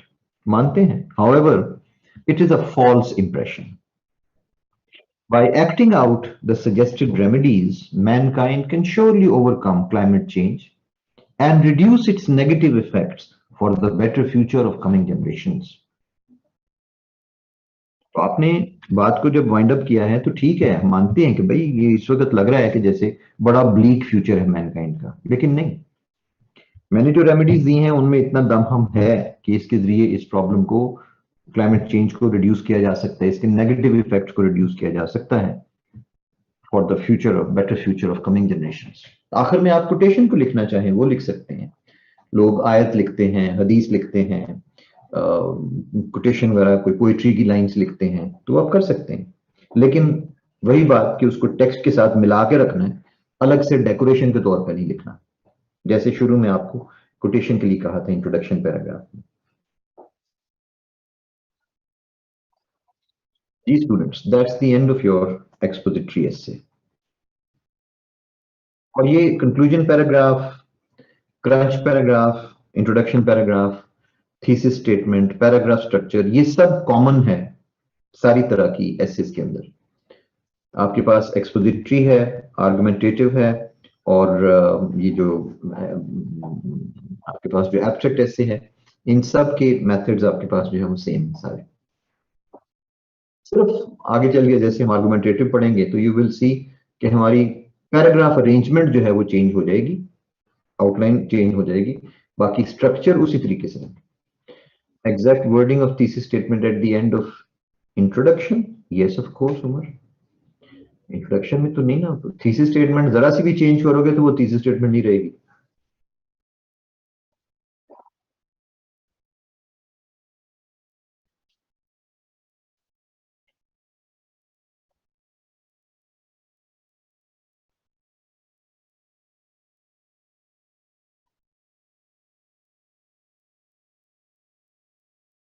हम्म, कोई तो पर्सनालिटी भाई डॉक्टर उमर, बड़ी फोटो लगाई हुई है उसके अंदर, मैं देख रहा था टेलीग्राम में।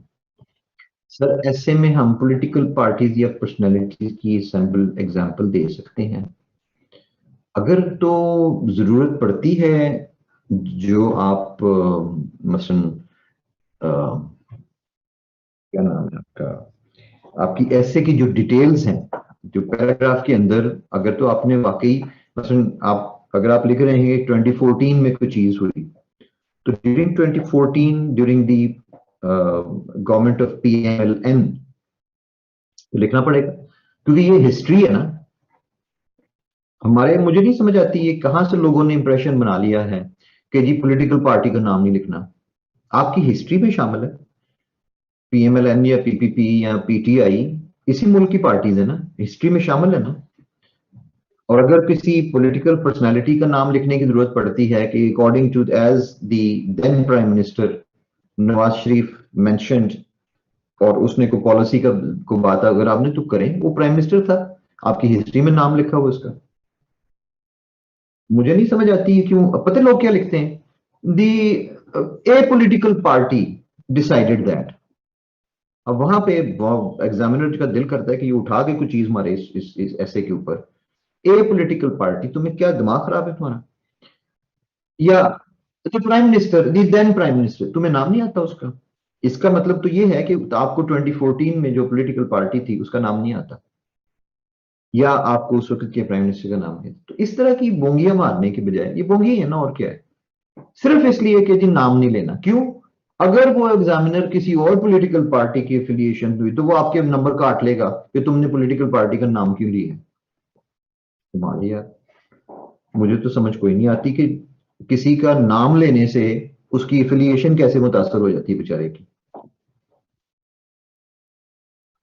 एक कंक्लूजन भी सिर्फ एक पैराग्राफ है।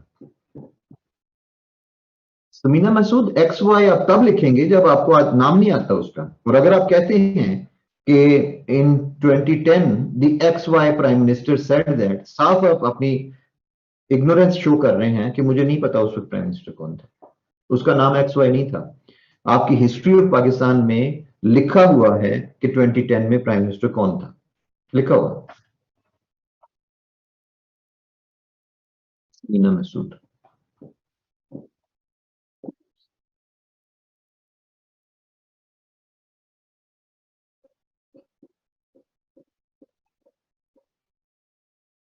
सो स्टूडेंट्स आप फोकस करो इसके ऊपर, अपने यू हैव एनफ टाइम, आपके पास कितना 3 महीने है अभी, नवंबर दिसंबर जनवरी, 3 साढ़े 3 महीने, and this is very good time. अपने सिनोनिम्स एंटोनिम्स पूरे करो, प्रपोजिशनल फ्रेजेस सीखो, पेयर ऑफ वर्ड्स, और उसके बाद जो है ग्रामर की चीजें, पार्ट्स ऑफ स्पीच की अलग अलग एक्सरसाइज, प्रोनाउंस की, वर्ब्स की, एडजेक्टिव्स की, एडवर्ब्स की एक्सरसाइजेस, उसके बाद ये जो है कंजंक्शन की एक्सरसाइजेस, ये सारी अलग अलग एक्सरसाइजेस जो है वो पूरी करें।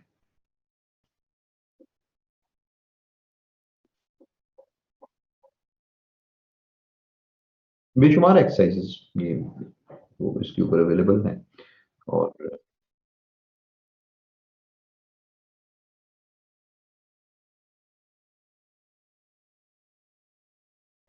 Okay students, if you don't have anything else to say, बंद करें।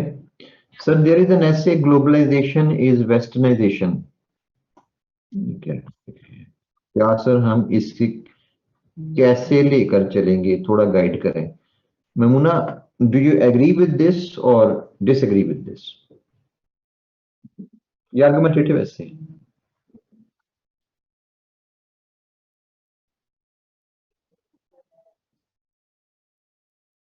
ये आर्गुमेंटेटिव ऐसे, नेक्स्ट टाइम पढ़ेंगे इसको।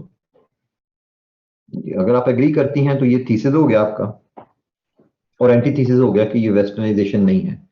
नेक्स्ट लेक्चर में मैं आपको आर्गुमेंटेशन का मेथड जो है वो सिखा दूंगा कि किस तरह पहले थीसिस के पैराग्राफ लिखते हैं, फिर एंटी थीसिस के, फिर सिंथेसिस के।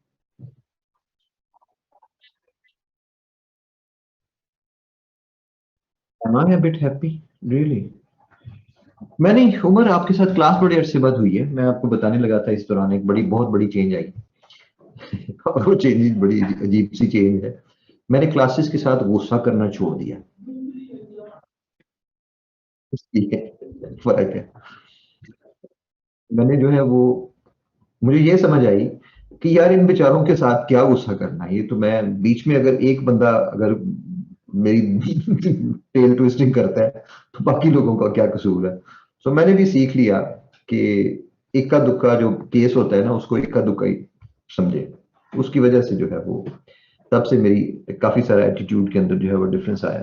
तो आप लोग भी यकीन, शुरू में आपने सफर किया होगा काफी मेरे हाथों, लेकिन अब जो है वो मैं अपना इंप्रेशन चेंज करने की कोशिश कर रहा हूँ।